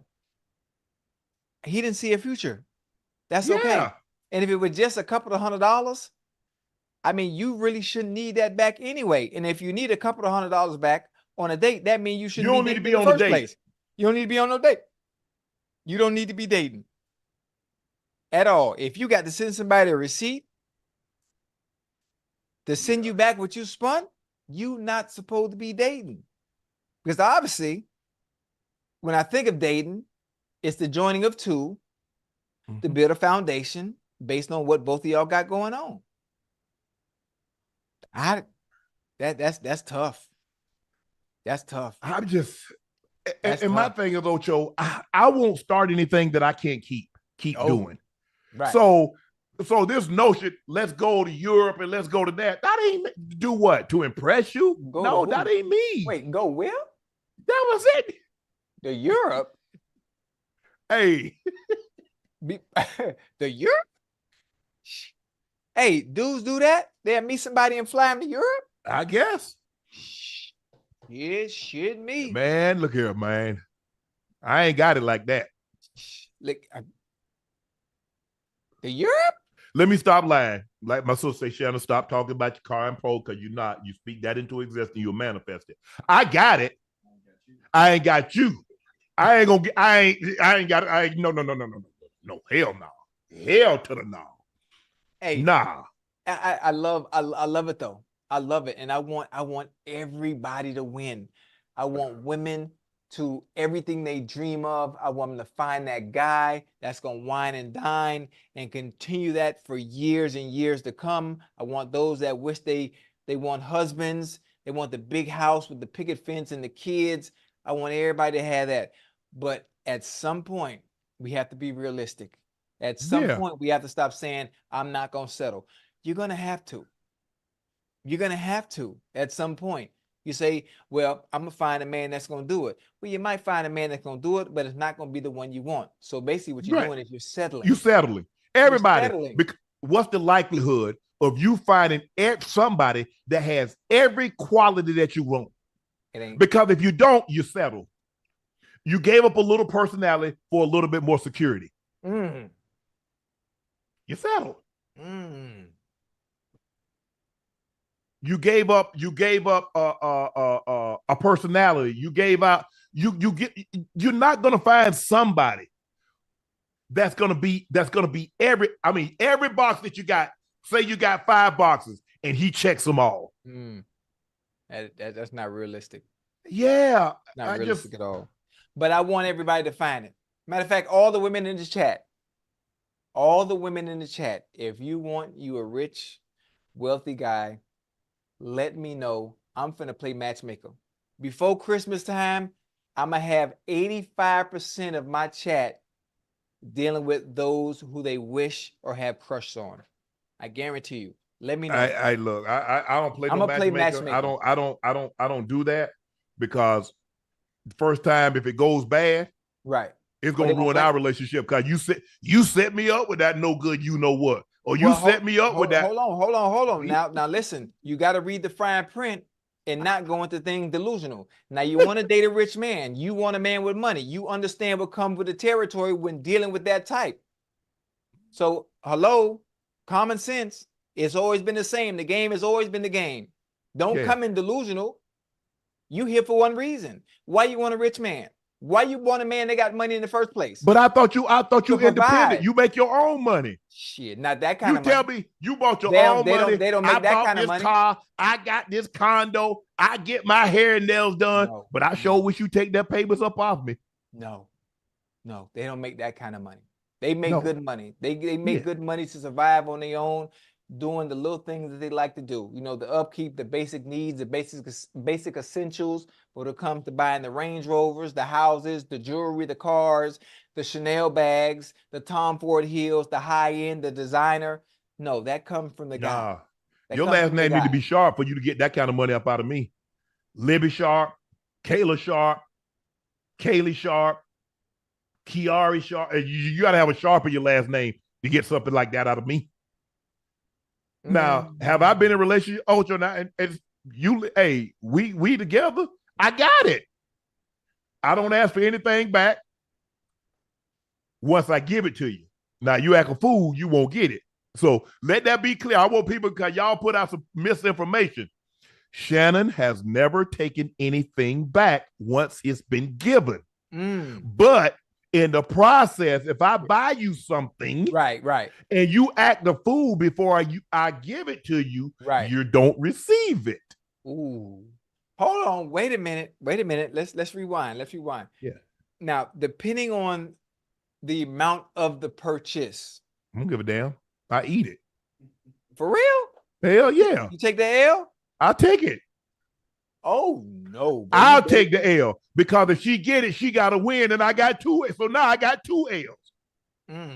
Because I could always, re-gift it, or I could put it on eBay and sell it. Okay. What if you bought a car or something? Hell no. No, if I buy a car, don't work out. If I buy her a car and I give her that car, that's hers. What? That's hers. I don't want it back. And she be with the next dude, and the next dude driving your car. They ain't got nothing to do with. They ain't got nothing to do with me. Yeah, do. Got nothing to do with me. Nope. I wish her the best. Nope. I wish her the best with it. No, I don't do that, Ocho. If I diamond earrings and bracelets and purses and hey, have at it. I'm not like that, Ocho. Once I give it to you, it's yours. It's yours? Okay. Cool. That's yours. No, hell no. I ain't like that, Ocho. Cool. I mean, I don't listen. All right. All right. Yeah. No, but just like I said, do I pay for stuff? Yes. Women that dated me, they live with me. You put gas in your car, or you pay your cell phone bill. I got the rest. Damn. You got everything? I got the rest, everything. I like that. I got everything. Well, so that way when you leave, you ain't got to come back. Well, I need to come get my stuff. You took it all with you when you left. You ain't got nothing here. Hey. But I don't get. She paid for one date. He paid for 2 dates. Right. And she wanted 50-50 after he said, I don't see a future with you. Yeah, I'm confused. I mean, listen, I at times they can be confusing, but God made women, and women are the greatest creation ever. And hell, I think I'm pretty nifty myself. What would we be without them? Nothing. Nothing. You mess around and get the wrong one, you'll be a whole lot better without her. Yeah. It happens. It happens. All right, Ocho. We got another fan favorite. It's time for Rough Draft. Let's take a look at this. Okay, here we go. Here we go. Here we go. So tonight's theme is movie and TV villains. We wanted to do comics, but Ocho said, well, man, I ain't really into comics like that. I said, okay. Yeah. What about movie villains? Yeah, I'm ready now. Hey, this is me right okay. here. We alternate who goes first. You went first last. Okay. With holidays. I go first with movie villains. All right. First movie villain. I'm gonna take Darth Vader. Darth Vader? That's your first movie villain? Yep. You take Darth Vader as your first movie villain, and I'm going to raise you Heath Ledger as the Joker. Yep. I like him. That's going to be. Yeah. You know who I want? Who that? Next, I'm going to take Hannibal Lecter. Oh, that's a good one. That's a good one. You got me. You got me. But I got some right up there with him, though. Who you got? I'm going to take Joaquin Phoenix as the son in Gladiator. Okay. Remember? Yeah. What in three son? Was it Gladiator? Yeah, Gladiator. Yeah, Gladiator. Yeah. The son with Crow, with Russell Crowe. Oh yeah. He was the villain, boy. He was the villain. You know who I'm gonna take? Next one. I'm gonna take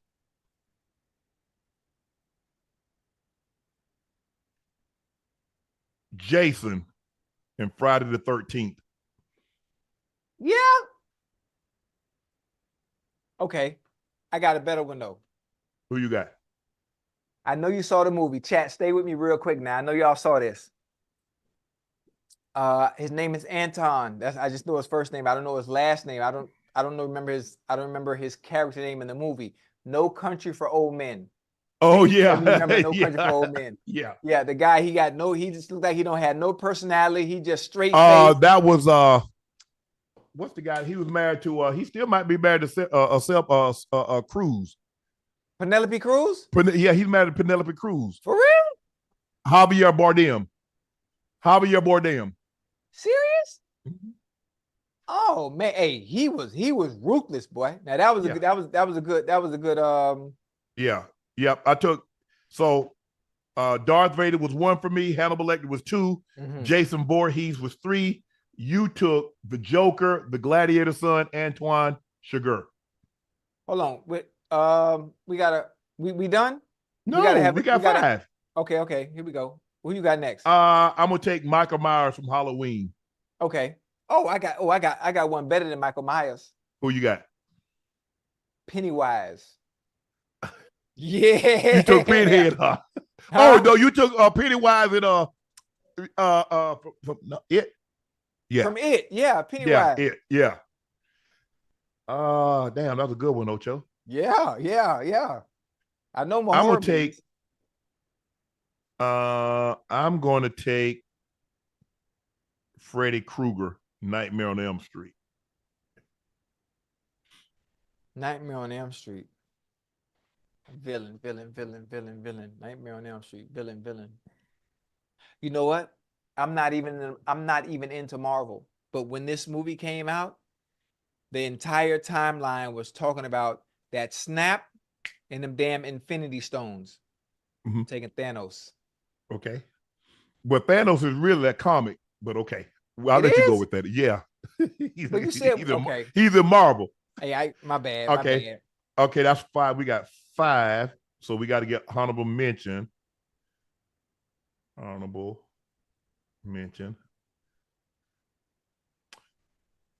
Who can I get for honorable mention? You know, I want a dude in Hell. I want Hellraiser. Ooh, Hellraiser's a good one. I'm trying to think. trying to think of. You know what? I don't think people have seen this movie. And you said Hannibal already, right? Yep. Damn, I don't think people have seen this movie, man. The Bear Jew. I'm trying to think of the name of the movie with Brad Pitt, the Bear Jew, and Christoph Waltz, who was the German general. Oh, you talking about yeah. What's the name of the movie? With Christoph Waltz. He won an Academy Award for it. Yeah. From the movie Django. That Christoph Waltz. He was the villain. He was the German. Yeah, it was the German movie. The general or something. I know you talk. I know exactly what you're talking about. He played that villain. Inglourious Basterds. Inglourious Basterds. Hey, he played that. He played that to a T. Well, in my last, because I went so much with horror movies, I'm going one. It's the best Christmas movie ever. It's what? Hans Gruber. Die Hard. Hey, my list way better than yours though. I went you went I went with scary movie. We should have been like more specific.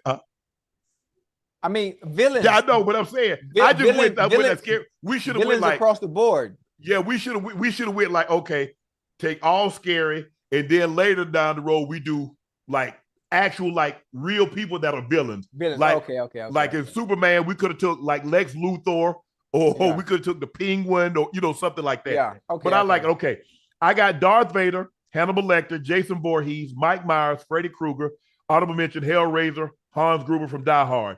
Ocho has the Joker, Gladiator's son, Anton Chigurh, Pennywise from It, Thanos, honorable mentions, Hans Lada, and what's your other honorable mention? Oh, I got one more? Yep. Come on, think. Villains.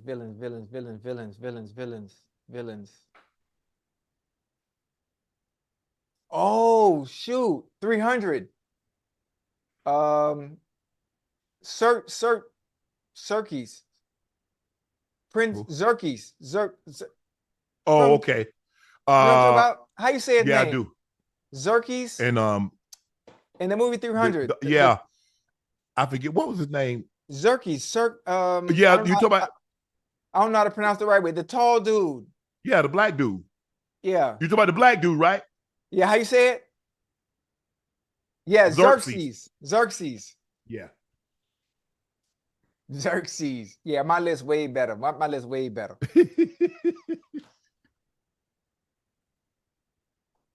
Who do we forget? Hey, we should have got the Kathy Bates. Oh, what was the movie? The movie where she broke the dude's ankles. Yeah, we should have got Kathy Bates. What's the name of the movie again? Misery. Yep. Yeah, Misery was good. Yep. Misery. Baltimore, Gollum. See, I don't know none of that stuff.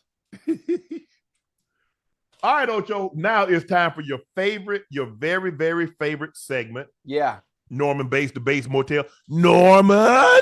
Now it's time for Ocho's favorite segment, and it's called Spell-O-Cinco. Listen, I've been preparing for this moment all my life. Wait, hold on. Let me get my hat.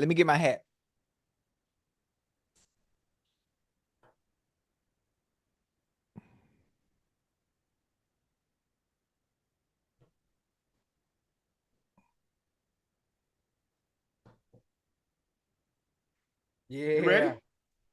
Yeah, this is what I do, chat. This is what I do. Huh? 2 semesters at Harvard before I got thrown out. All right, Ocho. Your first word is curiosity. They say curiosity killed the cat. Yeah, so do I. Hey, curiosity. Curiosity. Curiosity. Curiosity.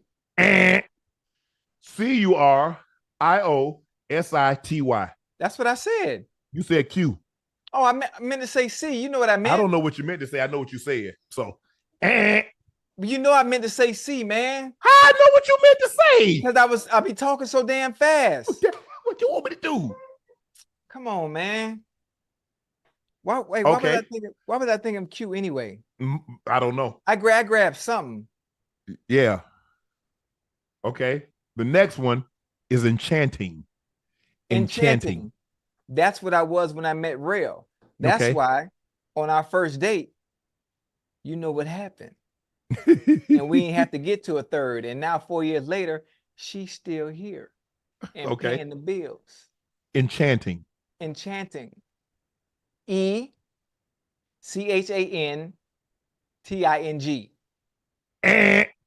You said enchanting. What are you talking about? ENCHANTING. Enchanting. That's what I just said. Unc, you tripping. You forgot the N. You said EC. Okay, how about this? Now you cheat me now. Chad, did he say EN or did he say ECH? I said ING, enchanting. No, it's EN. You forgot the EN. EN in the beginning.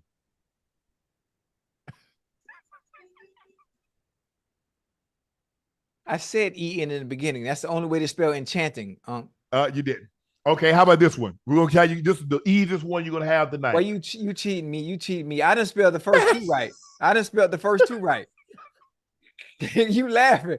Hey, well, you embarrassed me in front of 20,000 people, man. Like I made the dean listen to honor roll, and this is not a showing of that. I know the only two deans list you made was Paula Dean and Jimmy Dean. You was eating.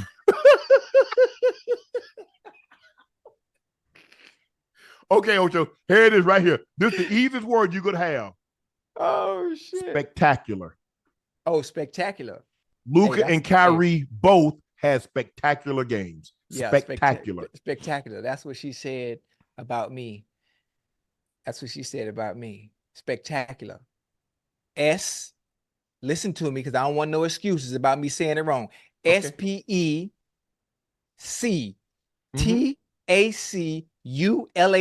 That's spectacular. Now don't cheat me this time because I don't spell it right. That's it. Come on now. Okay. You're not finna do me now. You done cheated me 2 times on 2 of my words, and I know my stuff now.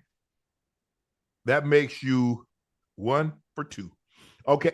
1 for 3? Okay, yeah. No. Whoa. 1 for 3. I spelled enchanting right. 1 for 2. I spelled curiosity right. No, he's got 1 right. He's missed 2. No, I have not. I spelled curiosity right. Yeah, but I'm saying it's 1 out of 2.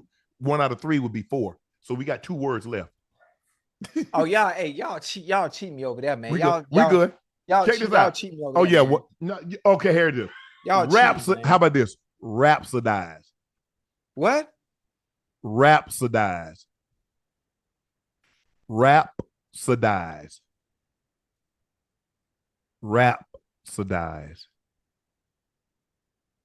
You're right. 1 for 3. Hey, you know what? Rhapsodize. Yes. I'm just finna take a guess, man. Okay. Because I like the song Bohemian Rhapsody. Yeah. So I'm hoping it starts off. Yeah. I'm hoping it starts off like that. So it's RHAP OSIDIZE.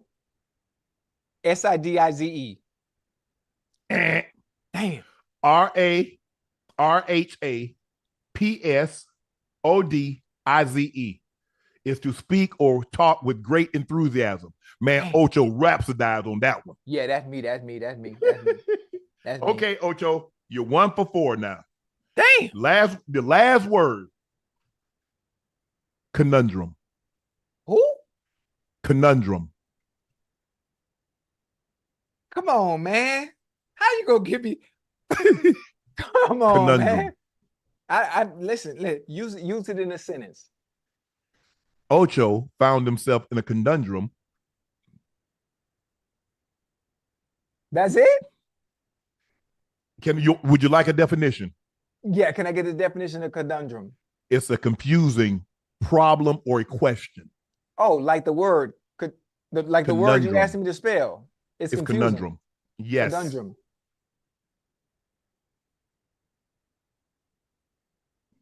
Conundrum.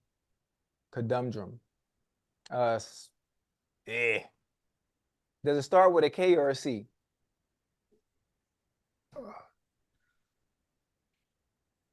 This word seems to has you in a conundrum.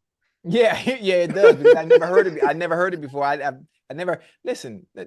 I went to a Power 5 school, man. I went to an Ivy League school, and I've never had to use this word at any point in life.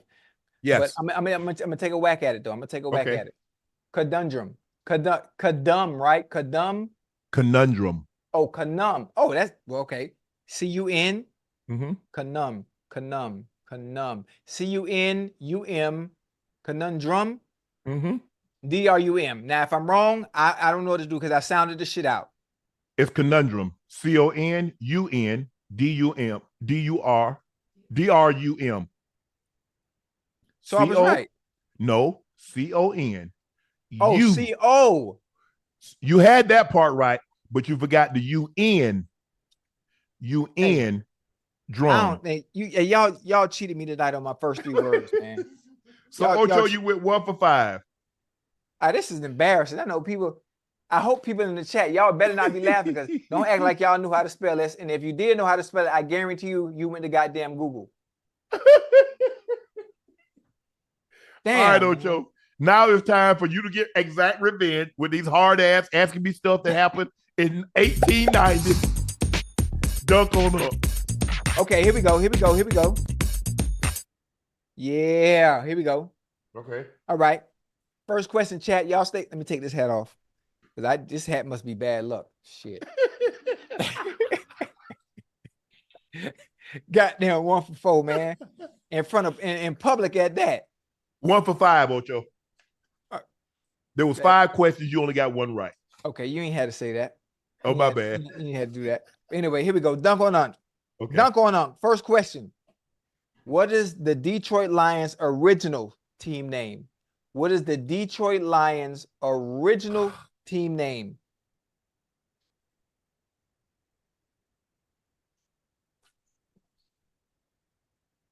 Yeah. Yeah. Detroit.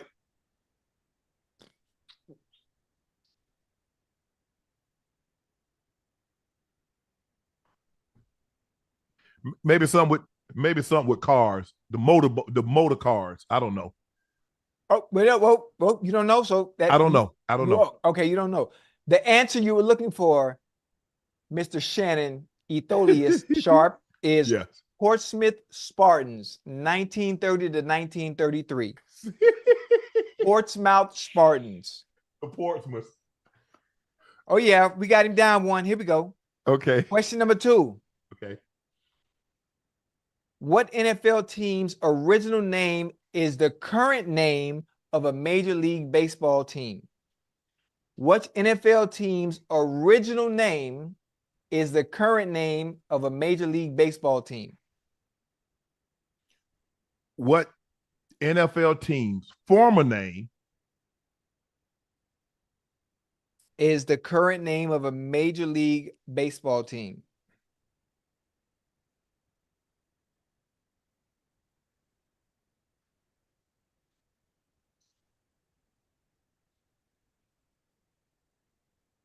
The Giants. That is also absolutely fucking wrong. What? What you were looking for, Mr. Shannon Sharpe, was the Pittsburgh Steelers, whose original name was the Pittsburgh Pirates, which is currently the name of the Pittsburgh's Major League Baseball team. You didn't know that? Yeah. I did not know that. You are now 0 for 2. I don't feel so bad after all. I still got 3 more though, Ocho. You're going to get the next 3 wrong too. Okay.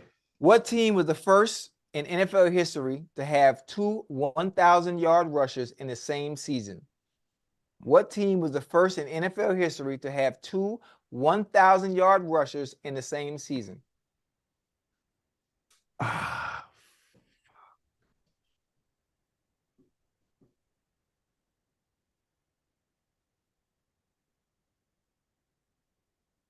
It's 1 or 2. Damn. Yeah. I'm gonna go Cleveland Browns. You are absolutely It's the Miami Dolphins. It's right. I'm no, right. You said Cleveland Browns. You said Cleveland Browns. You said Cleveland Browns. So I said Cleveland Browns, Kevin Brackett, Ernest Minor. That's wrong. That's wrong. Miami Dolphins. The answer was the Miami Dolphins, Larry Zonka and Mercury Morris. And Mercury Morris, 1972. I knew that because I'm from Miami. I hate to inform you that you are now 0-3. 0 for 3. I'm feeling good, though. Okay. There are 3 NBA draftees who were selected first overall straight out of high school. Who are the 3 players? Selected number 1 overall straight out of high school. LeBron James, Dwight Howard, and Kwame Brown. Yay! Chat, let's give Shannon Sharpe a round of applause. You thought you was going to blank me. Hey, you think you could do that to me? Listen, you finally got you one. You finally got you one. Here we go. Which NBA Hall of Famer coached for 3 seasons in the NBA and made 2 conference finals and 1 NBA Finals appearance? He won the finals. How many seasons did he coach? 3 in the NBA. He only coached 3 seasons. And made 2 conference finals and 1 NBA Finals appearance.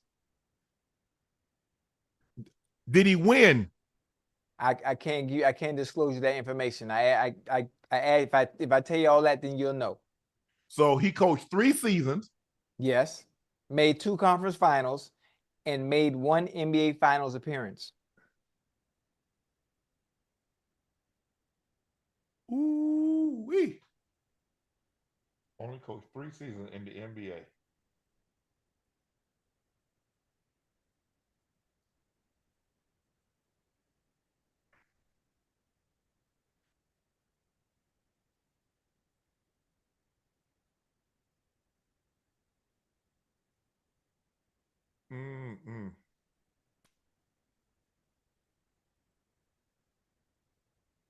Yeah, let's go. I don't know. Wait, what? I hear you. What'd you say?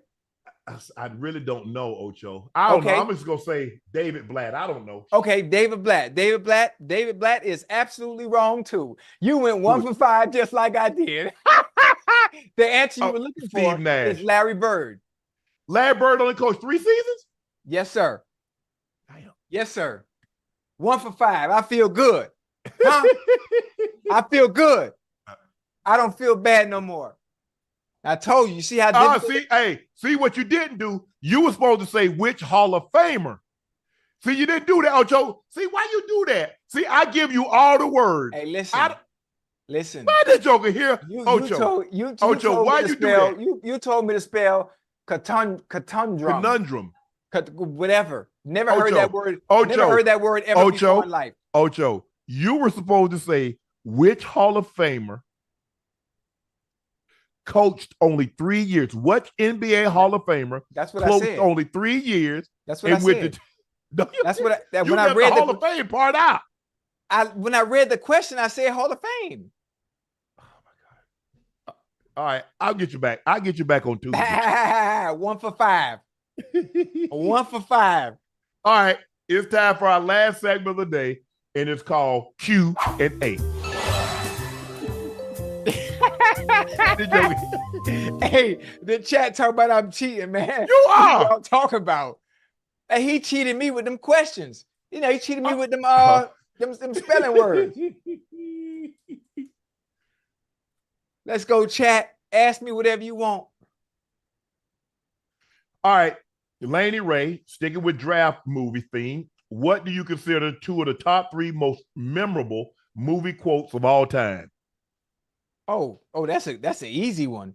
Any Given Sunday, the Al Pacino speech is really not a quote, but that speech, boy, till this day is one of the best ever. If you're going to do anything competitive, listen to that before you do it. Man, it sends chills through your body still to this day. That speech Al Pacino gave in Any Given Sunday is phenomenal. Man, movie quotes. Man, that was a good question. What about Denzel's speech in Remember the Titans. Yeah, that was a good one. That was a good one. But it don't touch Al Pacino on Any Given Sunday though. Do you remember that speech? The game of inches, the 6 inches you want, or right in your oh my goodness. Boy, classic.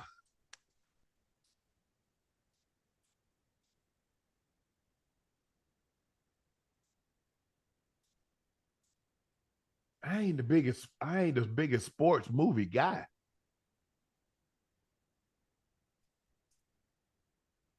I can't remember things from Rudy. I mean, win this for the gift. Huh? She didn't say sports. She said draft movie.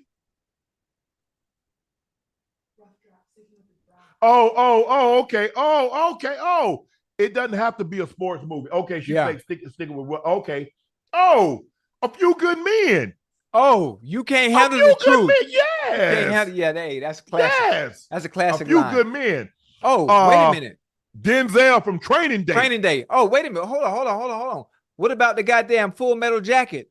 The drill sergeant in the beginning of the movie. Yeah. I didn't know they stacked shit that goddamn high. Where you from, son? Yes. Full Texas? Metal Jacket. Texas ain't got nothing but steers and queers. Which one are you? Hey, boy, that movie is classic. Yeah. A Few Good Men. Training Day. Full Metal Jacket. Full Metal Jacket. And that speech, that Al Pacino speech at Any Given Sunday is like, dog, unbelievable.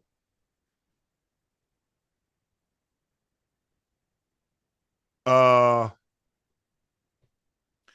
Baldwin quote, watch Malice.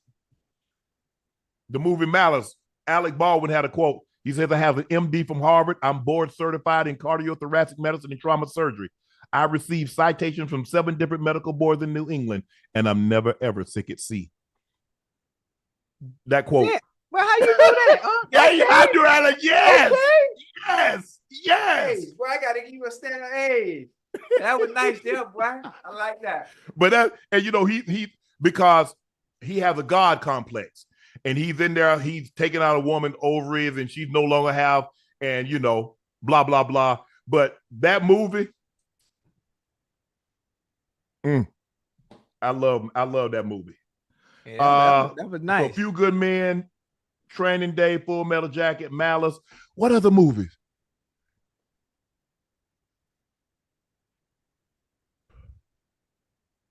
Oh, I got one. What's that? Everything You Do. Color Purple. Color Purple, yeah. Everything You Do. Color Purple. Oh, yeah. But y'all go check that Malice theme out. Oh, Denzel and Fences. Did you remember Denzel? Oh, wait, which one? When he was fussing with Viola, or when he was talking to his son? When he's talking to Viola Davis. Yeah. Oh, listen, that part when she was crying, when she was boohoo crying with snot coming down her nose. Mm-hmm. Classic scene. She played that one. Classic. Diamond said, hello, Unc Ocho. My husband started me watching Nightcap months ago. I love watching you guys. Question, will you ever make t-shirts for wives that watch Nightcap? Much love. They're unisex. We're gonna come out with more slogans. We're gonna come out with more t-shirts with just Nightcap, but they're unisex. They're not like specifically for one gender or another. They're unisex. But Diamond, thank you for watching. We really appreciate that. We love our women viewers and listeners, so thank you so much for supporting Nightcap. Appreciate Kemper that. Norwood Jr. said, go ahead, Ocho, what do you want to say? No, I just said, I told her appreciate that. Appreciate you watching. Kemper Norwood Jr. said, my question is, does Unc Ocho get his Funko if Minnesota wins the game? I like that. Okay, how about this? If they win a game, I'll send you your Funko. If they don't win, I get to keep it. I don't like that bet. Nope. I don't like that bet. You said they're gonna win a game. But I mean, yeah, I'm listen, I believe in Ant-Man. They're gonna win. They're gonna win Tuesday. I ain't tripping. They're gonna win Tuesday. They're gonna win Tuesday? Yeah, they play Tuesday, right? That's the last one. Yeah, today's Sunday. Game, Yeah. That's game 4. It's Tuesday. They gonna win. Okay, Ocho. Filthy McNasty said, yo, Unc and Ocho, big fans since CBS. How about you, let's just say for the sake of argument. Let's just say for the sake of argument shirt. That's probably going to come too. Shout out to Bubba Dub and Gil. Laporte has some good stuff. Thanks for all you do. Hey, Filthy McNasty, I appreciate that, bro. I appreciate the support. Yeah, we thank Gil for joining us on Wednesday night. Bubba Dub came on. We're going to try to get Bubba Dub, but he's doing his own thing. He's a touring comedian. He has his own show that I think daily, right? He has his own show that goes daily. So, but we're going to try to get Bubba Dub back on. I'm going to make an appearance on his show because that's what we do. We support each other here. So thank you, Filthy, for watching you boys. Peacemaker said, the best player of this generation is always compared to the best player ever. Notice people are comparing Ant-Man to Jordan, not LeBron. Evil laugh. Well, I mean, they don't really compare people to people that play. When Barry Bonds was pairing, they compared him to Ruth. Now, guys, they compare him when they hit the ball. They compare him to Bonds. Normally, they don't compare. Who gets compared to Patrick Mahomes? They didn't compare Patrick Mahomes to Brady when I was playing. That they might do it now, but he don't really have the same skill set. I mean, he can run better than Brady. He has a stronger arm than Brady. So there's really nothing comparable. Yeah. Even Jordan, because I mean, we've never seen anything like LeBron. Ant-Man is about the same. I think Ant's like 6'4". So I don't think he's quite as tall as Jordan. Jordan's like 6'6". Kobe's like 6'6". But LeBron is a freak of nature because we've never seen anybody that's as indestructible as he is with a body like that to be able to do what he does. Yeah. He can pass like magic. He can score like Malone. He can rebound like a big. So he has a very unique combination. But Ant-Man need to get his Jordan on. Because he kind of looking like Jordan did in his first playoffs against Bird. Y'all remember that? Oh, I do. He gonna be but all anyway. right. Rich said, hey, Unc and Ocho, you guys are very inspiring. Teach your fans a lot of lessons. Unc, I'm a graphic designer and would love to work on anything Nightcap. I do clothes, thumbnails, grid for the position. DM Ash. That's Ash. Jerome Kamani said, hey, Unc, love the show. Been watching since day one. Is my girlfriend's Maya's, I guess that's what it is, Maya's birthday. Could you and Ocho please wish her a happy birthday?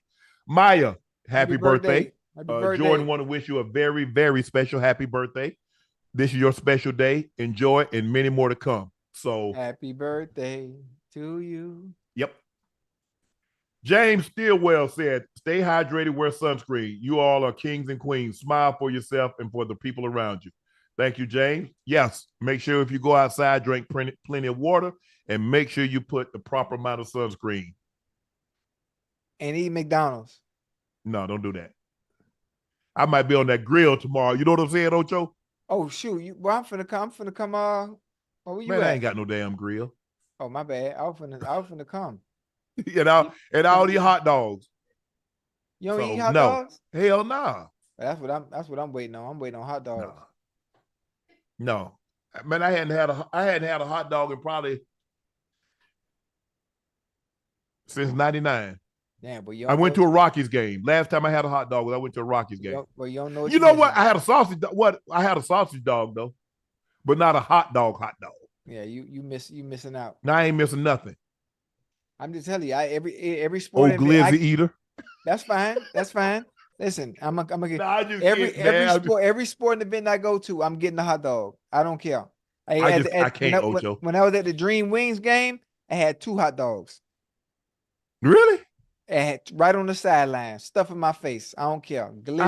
I get a burger. I get chicken tenders. Nah, I need my man. hot dog. The Dodgers got a hot dog. That thing about that long. How much? I bet it's about $30. And it's sticking out both ends of the bun. I said, "Nah, I'm good. I'll pass on that one." I said, nah. The Dodger dog, but the Dodger dog is world famous. Everybody knows. It's like, you gotta go. You gotta get the dog. I said, nah, I'm gonna get that ice cream because they actually give you ice cream in a baseball helmet. Okay. So they fill the baseball helmet up with ice cream. I said, I'll get that before I get that hot dog. I'm good with the hot dog. And you tripping.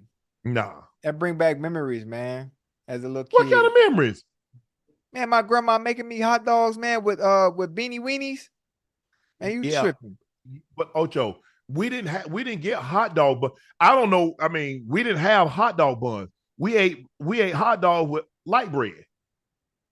Okay. Yeah. Yeah. So I mean, they ain't have no hot dog bun, man. I don't know nobody. I mean, not in my family. They ain't have no hot dog buns. Listen, we ain't had buns. We take bread and wrap it wrap it around. That's how we have. We did that. Yeah. We did that too. And so we got them hot dogs that came like 50 in a pack. They were pink, and you boil them, and they were still in the case. You remember those? They were still talking about. Yeah. Yep. Yeah. So I didn't get the gourmet hot dogs until gourmet. Now them hot dogs that come at a stadium or a game. Yeah. They different than the ones you cook at home. Yeah. Even the ones you get at the gas station. The ones that get at the gas station, they have that being that. Hey, hold on now. What about downtown? The bun be warm. Hey, what about downtown? Like downtown Cincinnati, downtown LA. Yeah. The ones or in New York, the hot dogs. Oh, you talking about the vendors? You talking about the cart? Ooh. Yeah. I'm doubling up. Two glizzies. Mm-mm. 2 glizzies. No cut. No mess. No mustard. No ketchup. No nothing. Them things be good. Nah. I mean, Ash be putting mayonnaise on hot dogs. Oh no. That's what I told her. Oh hell to the no. Who the hell put mayonnaise on hot dogs? Listen, I eat everything plain. I don't need nothing on there. I mean, look, give me ketchup or some relish. That was it. But mayonnaise, ketchup, mustard, chili, onions, come on, bro. That's too much. Y'all trying to make a damn meal out of a hot dog. Man, you got some crazy now. Hell nah. I don't like mayonnaise. Oh, y'all. All right, Ocho, that's it. Guys, do us a favor. Please make sure you hit that like button. Please make sure you hit that subscribe button. And thank you for joining us for another episode of Nightcap. I'm your favorite Unc, Shannon Sharpe. He's your favorite number 85. He's a route runner extraordinaire, Bengals Ring of Fame honoree. He's a Pro Bowler. He's an all-pro. He's from Liberty City. He's Chad, Ochocinco, Rosado Johnson.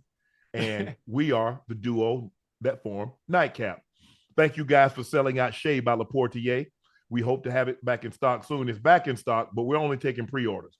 But we're going to make sure we get all those back orders out. And I haven't heard anybody. So let me know if you have an order that's more than a couple of weeks old and you haven't received your shipment yet, or an email about when the product is going to be sent to you. I'll make sure I jump right on that. Guys, I really appreciate you guys' patience and thank you for supporting. Please go follow my media company page on all platforms, Shay Media, and the clothing company 84 with 84 spelled out.